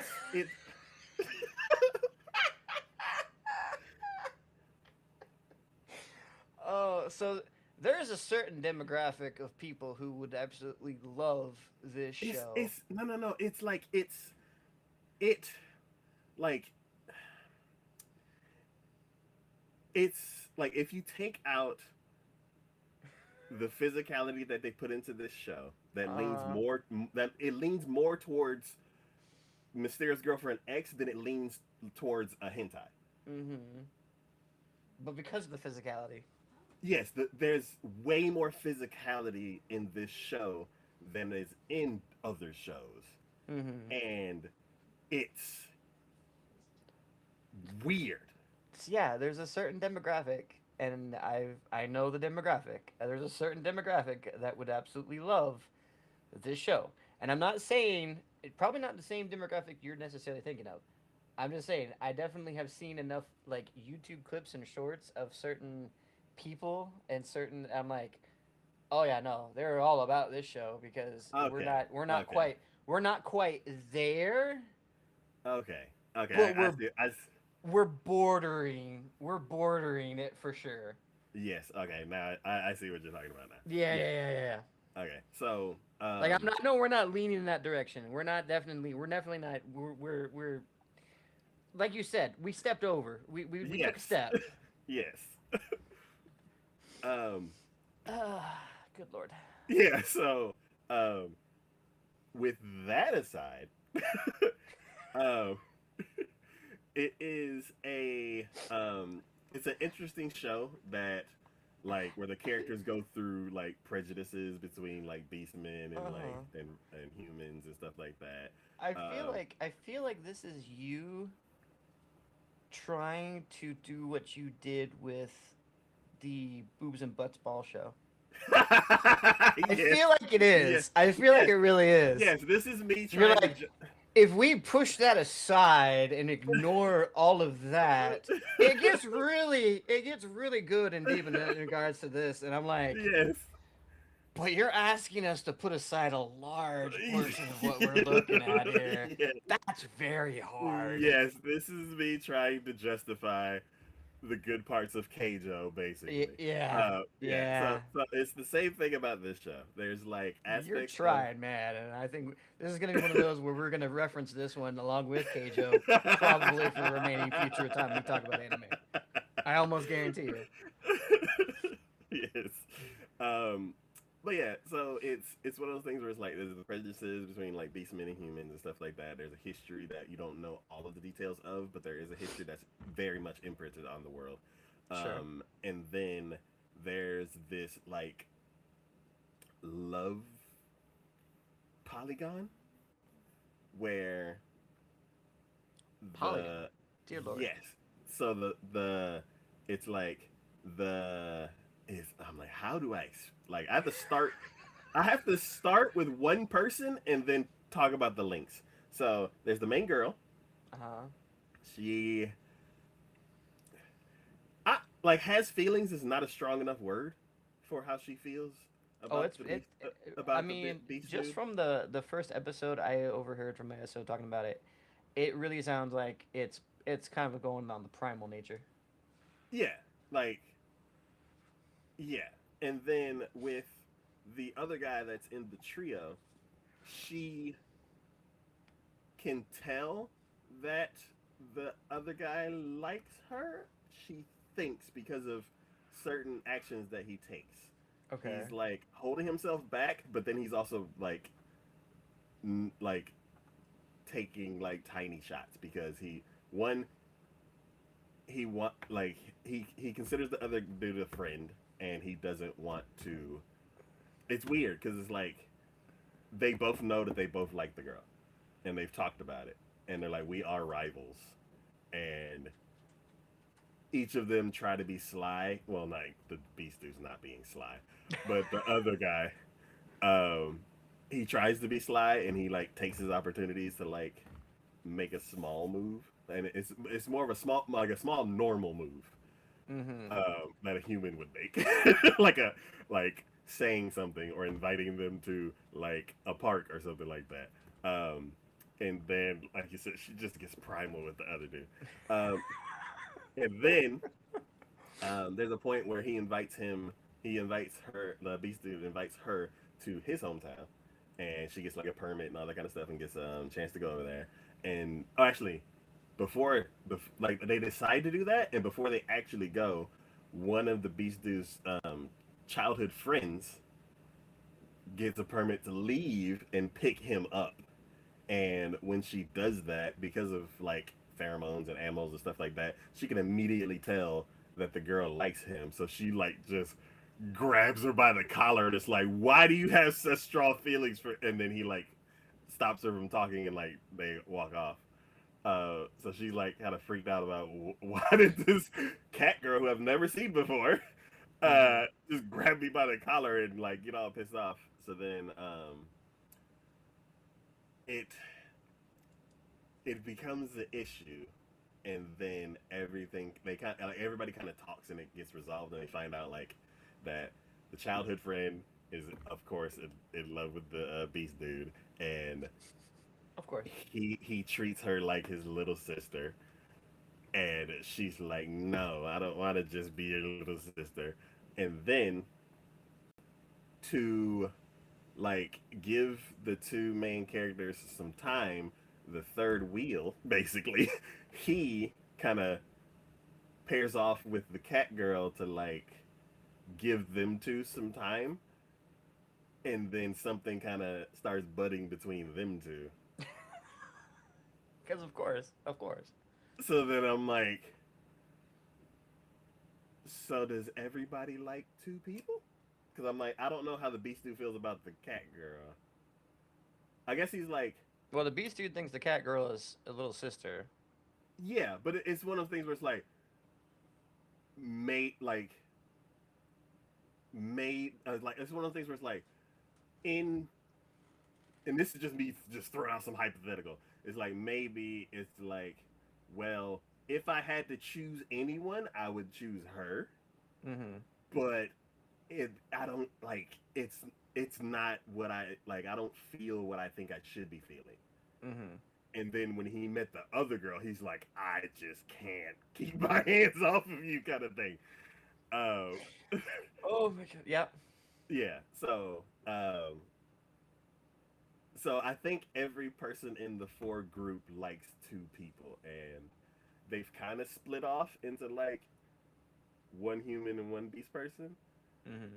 But I don't know what's gonna happen. Like they could end it, and it would be the two split pairs, and it would be like cool. Got math works out. Everybody's paired up. We're good to go. But but um, they could expand the story and make it more complicated and stressful, um, and make a lot of people unhappy. So I like where they ended it, and it's a very this is the most different like romance show that I've seen. Um, because I don't know, it just makes me. I don't know. It didn't do what it's supposed to do, and it did a lot of what it wasn't supposed to do. So So you have it's to interesting. overlook quite a bit in order to get to the good stuff. Yes, yeah. Oh, goodness gracious. And it's like my suspension of disbelief can accept all of that because I'm like I can compartmentalize like that whole section, and then um So fair warning to those who actually would be interested to watch this. You're yeah, gonna have to do some of that to be able to go through it. yeah, it's like if you can't get through the first two episodes, then just don't progress because they tack they tackle that right away. Um, it's It only gets worse from there. no, it stays at a certain level. Like they Mm. don't like they're like this is where we're gonna be. Like it's like not at 80, not at 90. This isn't a hentai. They're like we're gonna be at a solid like 55%. And you're like, but that's a lot though. Like, Can't we tone it back down to like a 30 or like a 20? yeah, like a like it's one of those things where it's like it's less than an etchy show, but it's doing a lot of stuff that etchy shows don't do. Mm-hmm. So it's like as as I don't know. I don't even know how to describe it. Yeah. It's like there you go. It's like you said the intimacy thing earlier. Mm-hmm. It's way more intimate than any like romance show that I've ever seen. Mm-hmm. And like intimate to the point where it's like it doesn't cross over in it's just like it's yeah. So Fair enough. so yeah. Fair enough.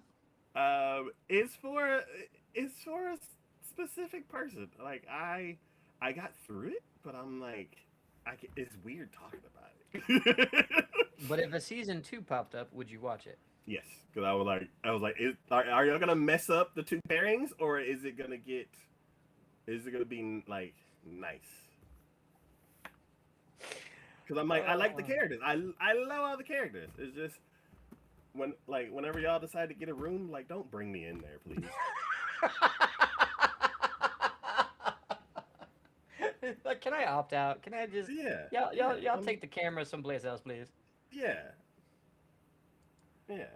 That's basically the best way to say it. It's like when y'all decide to get a room, because y'all please not bring me. Oh goodness gracious! Yeah. The next show we're talking about is I, what is the name? Ah,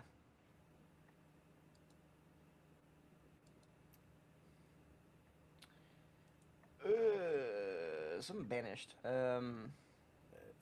The banished court magician aims to become the strongest. Okay. So I'm gonna sound like a broken record,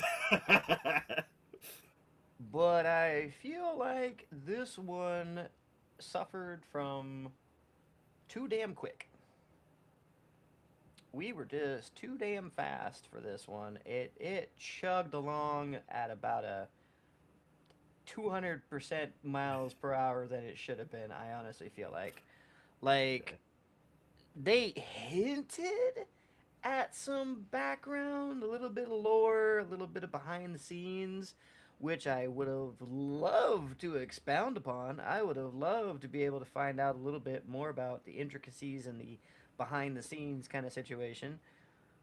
But we didn't have time for that. We were just chugging along at about a million miles an hour, and we can't stop for nothing. Um, we introduced things at a speed I just did not feel like was necessary. He, you know how you were talking about before about how in Past the Monster Meet Milady, how the foreshadowing would Yes. occur kind of situation. This foreshadowing was literally within a few minutes of it happening. They don't give you a chance to forget he said that. No, not at all. Like we have a flashback about him and his teammates in like him like they're in a conference and they're like, wow, if we get down to this level, we need to make sure that we have, this sort of firepower because this is what the boss is like, and we need to make sure we can take care of this. And he's like, I'm on it. I'm gonna learn. If we need to have these amount, we need to have fire. We need, water, earth, air, all these elements. We need to be able to learn at the same, or be able to do at the same time. And they're like, well, I'll do these. You can do those. And he's like, I got it covered. Let me go train. And he goes trains. That's the opening of the episode. And the next moment, he's unleashing his original magic where he's able to do all five elements at the same time. And I'm like, okay, we just learned about this. Cool. Glad he could do it. Awesome. I'd love to be able to get there, but we just made it to where we're just right there kind of situation. So, yeah. And like the girl in the red, like she gets we go into a dungeon because we learn about the Dark Guild and someone we save somebody who has gotten attacked by them. We heal her, she disappears. We go chasing after her to rescue her because she's on a vendetta mission. In which case, in the process of going to rescue her, we find out that the Dark Guild actually wanted the girl in red because she's some sort of seer where if she is able to get the dungeon cores, she starts seeing this message that gets played to her where it says if you gather all the dungeon cores together from all the dungeons in the world, you will be granted a wish of any wish. But like we never knew that. There was no pre that. It was just all of a sudden we were there to rescue this other person from the Dark Guild, and then the Dark Guild's like, "Hey, while you're here, we need you. Come with us. We're gonna kidnap you now." And I'm like, "Where was the preamble to this? Why?" Like you made it seem like it was all part of their dastardly plans, but we literally followed this other person that we saved from you guys initially and healed up, and then she voluntarily came to go after you guys for revenge, and now you just like, ha, fooled you. And we're like, no, you didn't. That was just like, that's like someone leaving their motorcycle out in the middle of a parking lot with the key and everything turned on and just walks into a store and someone's like, haha, I knew you were going to do that. Now I'm going to steal your bike. And you're like, no, I just was stupid and left it out here. How did you know? You're not some evil genius. This is not some part of it. No, that's dumb. But like, yeah, that's why I'm like, this suffers from not enough time. Mhm. We were like, boom, boom, boom, boom, boom. We got to get these done. This is where we're going. This is what we have to say. And I'm like, all right, cool. Y'all slow down for like 2 seconds? No? All right, cool. So, characters seem interesting, but I don't know enough about them to be able to get drawn into them. Like, they sprinkle little bits and pieces, and then we're like, fight! And I'm like, why? Where? Who? What? No, we're fighting. Cool. And then they're like, all right, we did it, but he almost lost. I'm like, all right, cool. And then like he does this skill where he's able to use all his original magic, where he's able to use all the elements at the same time. And then we end the episode with him going, because I did that and I extended my time too much, I can no longer use magic. And I'm like, okay, why wasn't this explained? Why? You never said that there was consequences to this. You just said you could only use it for this long, and it seemed like you only used it for that long. So why are we in trouble now? I'm like, guys, yeah, I hit the brakes. Pause for like 2 goddamn seconds. I need to figure out. Stop the bus. I need to get off. This is what is going on here. So again, the bones are there. I thought we were onto something good. I stuck around. I don't know why I stuck around, but I did. I in the hopes of maybe it getting better or something to be revealed that would make sense, and we just kept chugging. Okay. um, and no buttons. Not a goddamn one. I don't even see the thread for where the buttons would be holding on here. There's we just got fabric. That's all we got. Ah, this is. Sad. Like these are what I'm dealing with here. Which I mean, I said that I had my top three. It's saying a lot because after four, I'm not sure where I even place the rest of them at this point. Ah, yeah, yeah, it's interesting. Like, And the fact that they named their group lasting period. oh, this is that one. Yeah, they named their group lasting period. I'm like, why? That does not. Where is the fantasy element in that? Where is why would you name yourself that? And even when they were in their group and the initial they had the flashback where they're showing them coming up or the one of the dude the blonde haired dude coming up with that name. I don't understand where he came up with that name. It was just like he's just like I have a great idea. We're gonna be named lasting period end scene, and I'm like, what was the reasoning behind that? Why did we think that was a good name? Yeah, like if he had like a history of just naming stuff weird things, then you'd be like, oh, that's just what he does. But for him to just do that once, it's like, is it supposed to be funny? Do you not know what that means? Do you not have connotation to think what we could be talking about here? I mean, what's going on?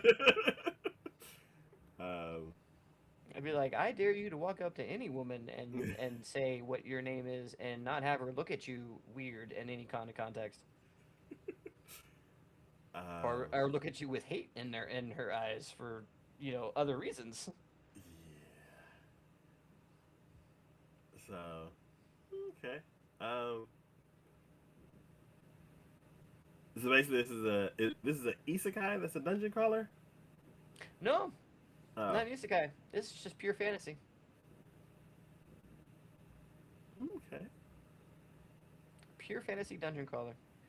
This would be as far as tone and overall, this would be more akin to I hate to lump it in with it because the one I'm about to say is way freaking better, but this would be more akin to like is it wrong to pick up girls in the dungeon? Uh, It would be more akin to that. I don't like looping. I don't like putting those two together because this is an inferior version. But if I'm just purely talking about like overarching like tone, this is a fantasy dungeon crawler in much the same way as that one is. hmm. Well, that one does it so much better. Yeah. Interesting. Like you It can't makes even me. say this is like generic isekai trash. It's not because there's no isekai involved. It's. Ah. it's it's one of those things where I'm like, you named a show that I'd rather just switch and talk about that, Yeah, or just watch it again. yeah, 100%, 100%. ah. Um. Okay. Um. Hey. besides that show. I don't really have I anything. don't blame you. Yeah. Uh, the next show we're gonna be talking about is may I ask for one more thing? One Ah, last thing. may I ask for one final thing? Yes. Final thing. Yes. So, is this amazing? No, it is not amazing. Is it No. fun? Absolutely, it is fun. I love the dialogue in this, Mm-hmm. and I love the action in this. Mm-hmm. Um, Storyline gets a little bit befuddled, a little bit, um, and they do button this one up, but I felt like it was more or less just a button up to button up kind of situation. Agreed. So, like, were we breaking grounds in this one by any stretch of the means? No, we were not breaking grounds by any stretch of the means. This didn't really shake the trees or do anything new in that regards. But was this just a fun thing to watch? Absolutely, this was a fun thing to watch. I grinned from ear to ear most times just seeing her do her thing. Like if I would be any character in this series, I would be the prince just being there just egging her on and clapping and cheering and being like, "Yeah, you go, girl. You do your thing." Finding any excuse to just be nearby. Yeah, so I could watch her do her thing. Like it was a joy to watch, but like I would definitely rank this below please pass the monster meat lady Hmm. because like this definitely this would be my number four. Okay. So Cool, cool, cool. I was getting these two confused because I just finished that one, yeah, and see, but do you feel like in the end of this of that one, it felt like it was just kind of like, oh, we just got to button everything up, we just got to close everything up kind of situation. Like I feel like um, we like the last two episodes were like we're rushing to the end kind of situation. yes, I feel like they're like we have a MacGuffin, but we don't really have a way to tie it up. So let's take this other loose end with their relationship and have that be the reason why we can button it up.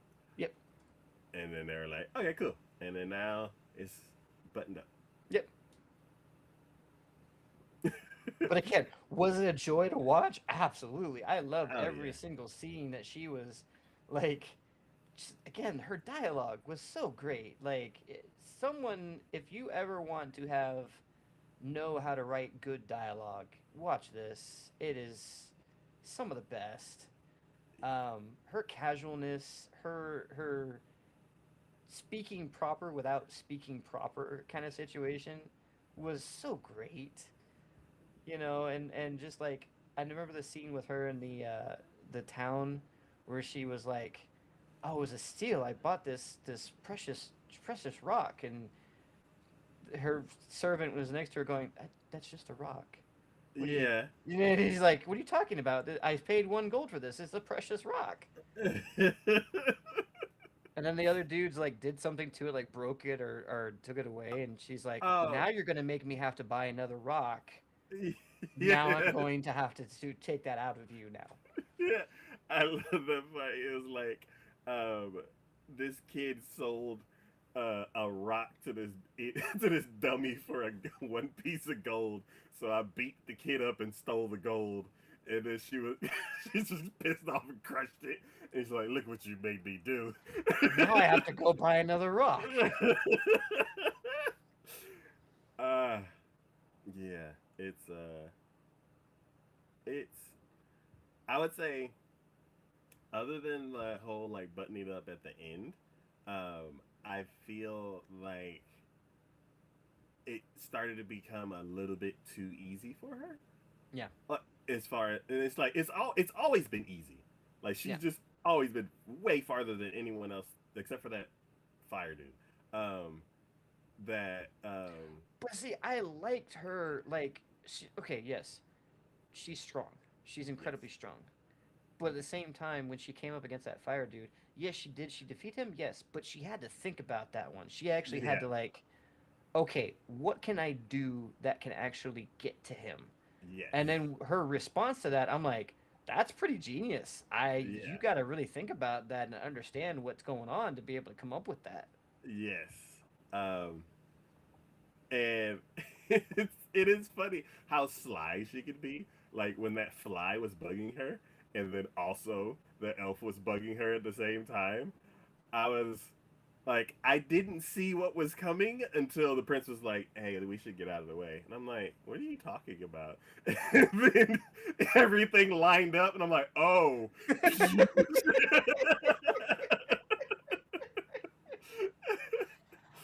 Oh, yeah. Yeah, it's one of those things where it's like this show, like you could see some things coming, and it's one of those things where it's like, oh, let me grab my popcorn. This is gonna be good. Yeah, yeah. Yeah, 100%. Yeah. 100%. Um,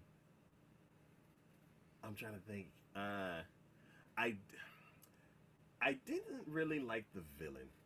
Like, See, I guess if I were to say if the only reason I didn't like the villain was because I think she was just too cliche. yes, like I when you find out the motivations that kind of kicked everything off and the reason why she put herself in that position, it became cliche.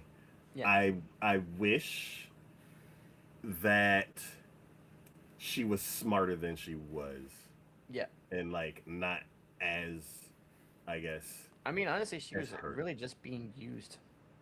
Yes. That's all. That's all it really was. It was really, honestly, the goddess, and it was kind of seems funny because it was the goddess, and it was only because the goddess got jealous of the god.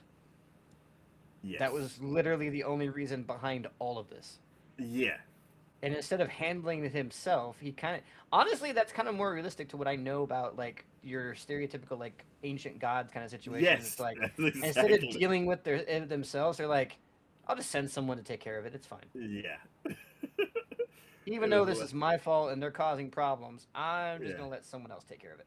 Yeah. And they're like, this is dragging out a little bit longer than I want. And they're like, here's a little bit more power. Okay. Yeah, I see you're having problems. You're struggling. Here, take this. Yeah. um, one thing, like once she got the extra power, I started noticing like scenarios that I had seen before in other anime, and I was like, oh, Goku did that already. Like when she was fighting against the Orc Oh. King, Uh-huh. like in Dead Zone, he was like Goku fought against like a blubber monster, Yeah. um, and the way that they resolved it was different. But it was just like I got pulled out of the like I got pulled out of the show because I was like, oh, I've seen this situation before. Yeah. Um, I did like how she had like the basically like impact driver kind of punches that Mm-hmm. like, but it wasn't as like satisfying as what Goku did. So I was like, Goku did mm. it better. Yeah. So I'm like, Oh, Goku did it it's. better. I was like, That's it's funny. different. It's an interesting concept, but Goku did it better. Next. um, um, there was another one, but I can't remember what the situation was. Let's see. It's one of those things where it's like I want to bring stuff up about the show, but I'm probably gonna mention stuff from from Monster Meat. So, um, what else was it? Oh, the underbelly of like the society and what was happening and stuff like Mm-hmm. that. I did like that part Yeah. of it. I didn't like what was happening, but I like the way that they showed it because it reminds me of um, Shield Hero, Mm-hmm. and um, I this can was definitely just see that. like a yeah, it's like a I guess like a slightly classier version of it, where it's like all nobles and like you're not really like in the dirt. as you like you were in Shield Hero. Mm-hmm. So I was like, okay, I like the way they like I it's like it's interesting seeing a different portrayal that's done well. Like Mm-hmm. um I'm trying to think like what else in this show.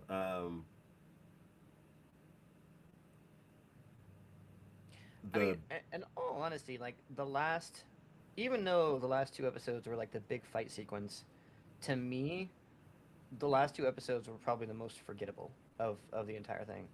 yes. Everything leading up to that point was to me way better. Like you know, the traveling that she did with the other girl, the breaking into the other religion's basilica after they, tried to mess with their travel to begin with. Um, Her fight with the fire dude, as far as that goes. Mm-hmm. Um, the whole underbelly, fight sequence that happened, and her, God, if you want to talk about memorable, her that big slaver dude who came in, um, his goon or whatever that was gonna Oh. take her, and you he apparently lost the ability to discipline you, so I will take that upon myself, and just Yes. launches him freaking out of Yes. there, and just looks over at him and goes, "I hope you don't mind, but I went ahead and took care of that for you." And I'm just like, God he's, damn. he's like, oh no no no no! I've been having trouble disciplining him myself. And he's like, yes yes I would. This room was. He's like, this room was stuffy. I love the fresh air. I'm like, that is just, I love that shit. Things like that were like, if they had continued that from start to finish, Yeah, it would have just been chef's kiss. But yeah. like, yeah, good lord. Um, Even the first meeting with the lycanthrope that she had, as far as that goes, hmm. when she was she literally calmly like is getting a dagger pressed to her, above her, when she's like, it's just another Tuesday, it's just like, let me just take care of it. And the brother comes in and going like, what did you do? And you're like, oh, he was just trying to kill me, it's not a big deal. Anyways. And I'm like, god damn. um, I did like the Saints story, like the younger Saint, Oh yeah. where um Yeah, that was interesting. yeah it I feel like they played it out like perfectly, like we see her without power, not really knowing that she had power and didn't like and lost it for some reason. Yeah. Um, and she's like familiar with the main character, and then as it goes along, you see like how she became the saint, and then um, you find out that the power just disappeared all of a sudden, which is suspicious, and then you find out that it was stolen, and then she gets it back and like is able to like save people, and it's Yeah, like I love that whole arc, like it was more of a beautifully redeeming arc for her in that regard, so which I yeah definitely appreciate. But I mean, yeah even though it was redeeming and it definitely was, I appreciate that for what it was. It, like I said from the beginning, there was nothing new about that. It felt mm, like it was kind of like, we've seen this before. We've definitely seen the person who gained power, kind of was pompous about it a little bit, kind of abused a little bit of it, and then when it got taken away, got themselves humbled, and then definitely when it came back, stepped up with it, kind of situation. yeah yeah. Trying to think, the prince, like he's not as cool as that other prince. Oh, you mean from past the monster meat? From the other the where there was the one episode where they were like role playing. It was a different show, Oh, like from like maybe a season or two ago. Um, Mad Witch, Silent Witch. oh, yeah, yeah, yeah, yeah, Yeah, yeah, yeah, yeah. yeah. No, no, I definitely appreciated that Prince way more than I did this one. Yeah. I Um, mean, don't get me wrong. There are certain aspects of this Prince that I definitely felt like I'm like, oh yeah, no, I'd definitely be there. Like I said before, him egging her on and just being like, I'm gonna sit back and watch the show would 100% be me. But at the same time, his personality when he's very manipulative. He's very, yes, very manipulative. that's exactly it. He was not suave. He was manipulative. He was manipulative. Yeah. So I mean, like, he knew what he was saying and what it sounded like, and what she would infer from what he said, and yet he would purposely say something to make it sound in a different way than what he knew it should have been. Yeah. Yeah. That's 100%. I did not. I did not approve. No, not even a little. I'm like, dude, I went him with him. It was a freaking roller coaster. It was like, I like him, I don't like him. I like him, I don't like him. I like him, I don't like him. Yeah. Um, yeah, and it's like at the end, it felt like he like was forced to admit everything so he could save the day, Yeah. or else he would have never admitted it. Nope. Yeah. Um, And I'm like, if he could have honestly have been more honest about it, I feel like I would have appreciated him, and it would have been like, oh no, the two of them are perfect for each other. But the fact that he could never fully be honest with himself about it yeah. just irritated the hell out of me. Yeah. Um, Chaos was cool. Yeah. Um, it's like he saved the saint, and then she like immediately fell for him. And was like, I don't know what to do. Which was cool. It's it was cool seeing him not like to not be the disciplinarian at certain points in the series. Yeah. Um, so yeah, it's like for a side character, I think he would like played a really cool role in the show. I'm trying to think like other the beast the Beast Boy played like a small part, but he was like interesting because it was like I mean, honestly, the the Beast Boy and her brother were kind of both minor roles in everything. Like they were there, but they were almost like background scene kind of situation. okay, yeah, yeah. I can't really think of like another character that like was really vital in the show. No, not really. I mean, even the prince's brother only lasted for like what, 2 episodes, maybe? Oh yeah, yeah, Yeah, see, you got to think about it too, because you're like, wait, who? And I'm like, yeah, no, the prince's brother, the one who started the whole thing in the very beginning, yeah. you know, did not play like nearly a vital role.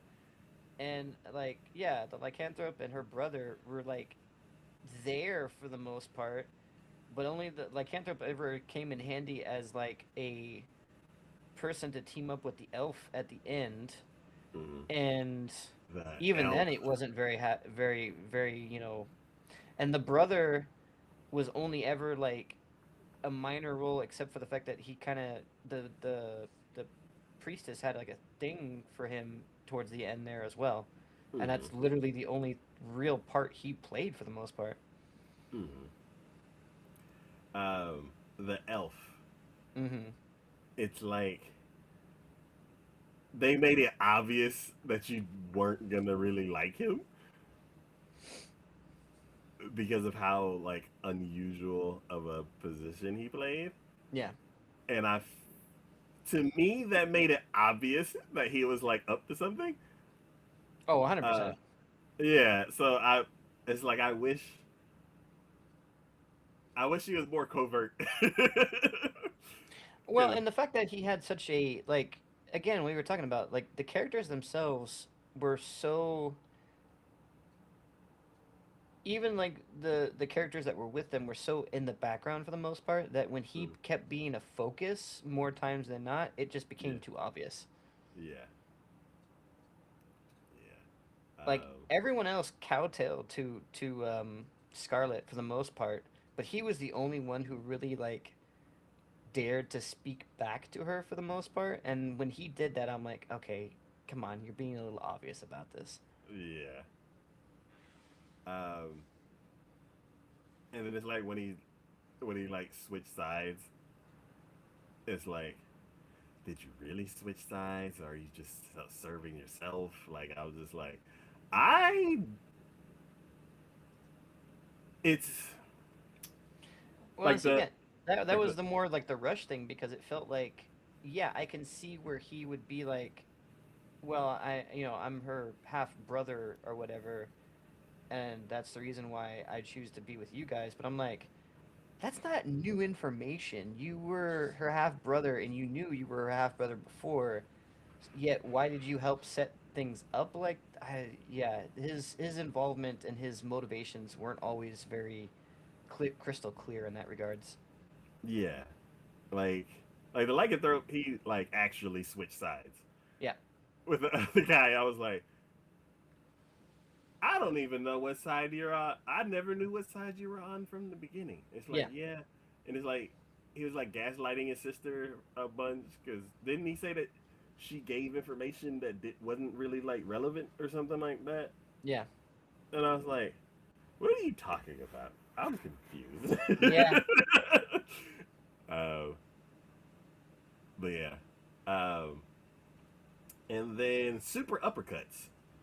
Um, there are quite a few of those in this show. Super Um, uppercuts. Yeah, she sent the fire dude flying across Oh, town. yeah. Okay, I see She what you're sent saying. she threw a couple people, which was impressive. Um, but the most satisfying super uppercut was the one she saved for last. The prince. Wait, She hit the prince at the very end.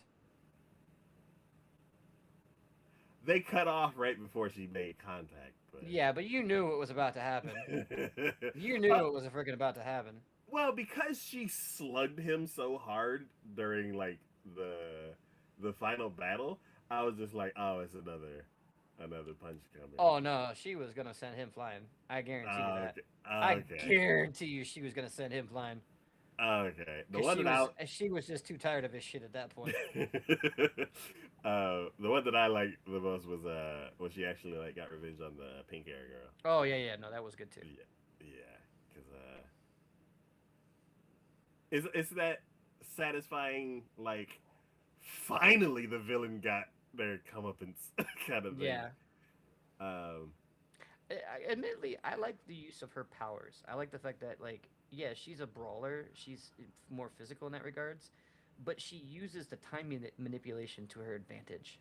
yes, I'm like, it makes sense when you're like, I accelerate myself so I can move faster, but I also slow down time around me so that way even though I'm moving faster, I make contact with what I'm punching so many times that when time itself resumes flow naturally around me, yeah, then the impacts actually hit. And I'm yeah. like, that's cool. She turned that one Duke dude into a pretzel. Yeah. Yeah. um, I like that they like when she ran up like those 4 flights of stairs. Um, it She flew up those goddamn stairs. yeah, I like that it took a toll on her. Like Yeah. on like the last flight, and she was like when she got up there, she was like that took a like she wasn't able to just keep going. Yeah. Um, but yeah, this is a pretty good show. It's a very fun watch. Grab yourself a popcorn and watch the show. Uh, For sure. but yeah. Um, let's see. The next show, and I believe the last show we're going to be talking about is campfire cooking with my absurd in another world with my absurd skill. Yeah, you Okay. got it. Yep. Ah, I am still where I was. this is fun. Okay. This one. So I I feel like my only gripe about this is that it felt like there was. I don't know if it's they spent too much time on the food and not enough on everything else going around, or if it felt they all felt short. And I'm not necessarily thinking like in some situations in some animes where you're like, oh, that felt so short, but it was still the same episode. But I felt like it was short because it's not because I wanted more, but I wanted more of what they just weren't showing all the time. Hmm. Where it's like I think they in the other shows like the food was there and they did make a thing about making the food sometimes, but they always had something else going on or something more interesting and other things like that where the food was like it felt more like it was 50-50 for most of the episodes. Hmm. Were like half about the food, half about what was going on in the world and everything. This one felt it was more like maybe 60-40 or sometimes even 70-30 kind of situation. And I'm like, cool, but what about everything else that's going on around what we're doing? Hmm. Um, Characters, I mean, again, solid freaking characters. They introduced the baby dragon into this whole thing, or they call it a pixie dragon. Hmm. Um, I enjoy him, but I think I still think Sui's more adorable than him in that regards. I still I Sui's always gonna be my number one in that regards. Yes. As far as adorableness, every time the Japanese voice actor says pew pew pew, as far as I'm just I it just warms my heart and cracks me up, cracks a smile for sure. Um, because I mean, personality wise, the Pixie Dragon feels more like Fell, where he's just Hmm. more about I want to fight things, I want to kill things, go after things, and I Hmm. love eating, and so he feels like so he has more of a personality in regards to doing other things beyond that. Hmm. So, um, beyond that, I mean, the other supporting characters he comes across, the elf I think was fun, just because he had an obsession with dragons, and so of course he always loved the pixie dragon and just was all about everything dragon related, which I'm just like, all right, I get it. It's funny, it's interesting. Um, Later on, he goes to another town near the sea, and he meets another guild master there. But he's kind of cliche. He's a little bit like, yeah, you're by the sea, so you made him like a pirate naval kind of type, and really no other characteristics beyond that. And I'm like, Hmm. there's no quirkiness, there's no bizarreness. You're just like he's just your regular guy who just works by the sea. Okay, cool. Um, the gods and goddesses that we have are all, yes, they can be annoying because they are demanding, they are needy as far as things he what can give them. But I mean, they're fun in their own way, I guess, in certain situations. So I don't, even though they can be annoying, I think I appreciate them for that in their regards Hmm. because I think they're meant to be that way. So it doesn't feel like I don't feel that the same way as I do about the dude who was from that other show that I absolutely despised and couldn't watch. Like, was it Bahamut or whatever? Oh yeah. Yeah, yeah. No, I absolutely despised that character for how annoying he was and couldn't watch the Hmm. show because of that. The gods and goddesses in this one, they are annoying, but I'm perfectly fine with them. Okay. So, um, yeah, I mean, it's in much the same way as we were talking about the previous show.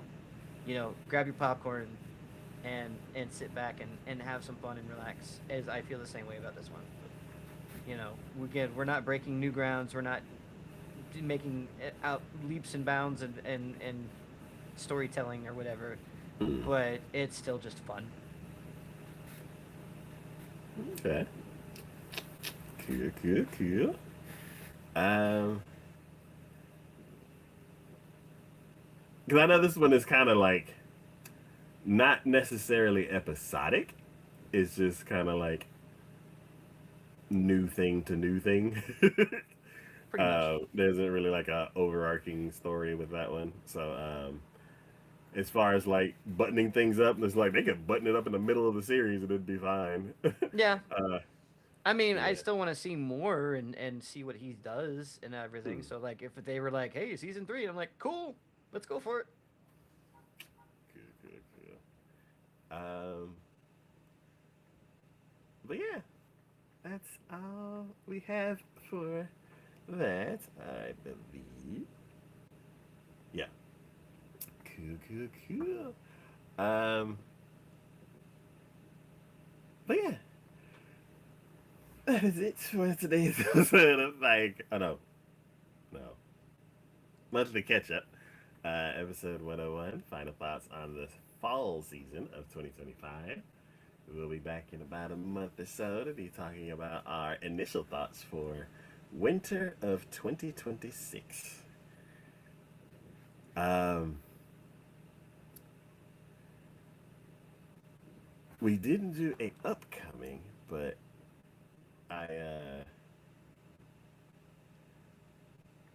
I mean, it's like I had a list. I think yeah, I have like 16 shows that Oh Jesus. I'm interested in. Uh, well, 60 shows I wanted to mention. Some of them I'm not gonna watch because I'm like 2 seasons behind, like Oishinoko. But yeah, and it's interesting. It's another one of those seasons where it seems like it's new IP or new to me IP. So Mm-hmm. not a lot of Yeah, sequels. I think I have 9 from me. Okay, cool, cool, cool. So it's gonna be a meaty show tomorrow. Meaty show next time. But yeah. As always, this is DK and Shade from TacoYaki Anime.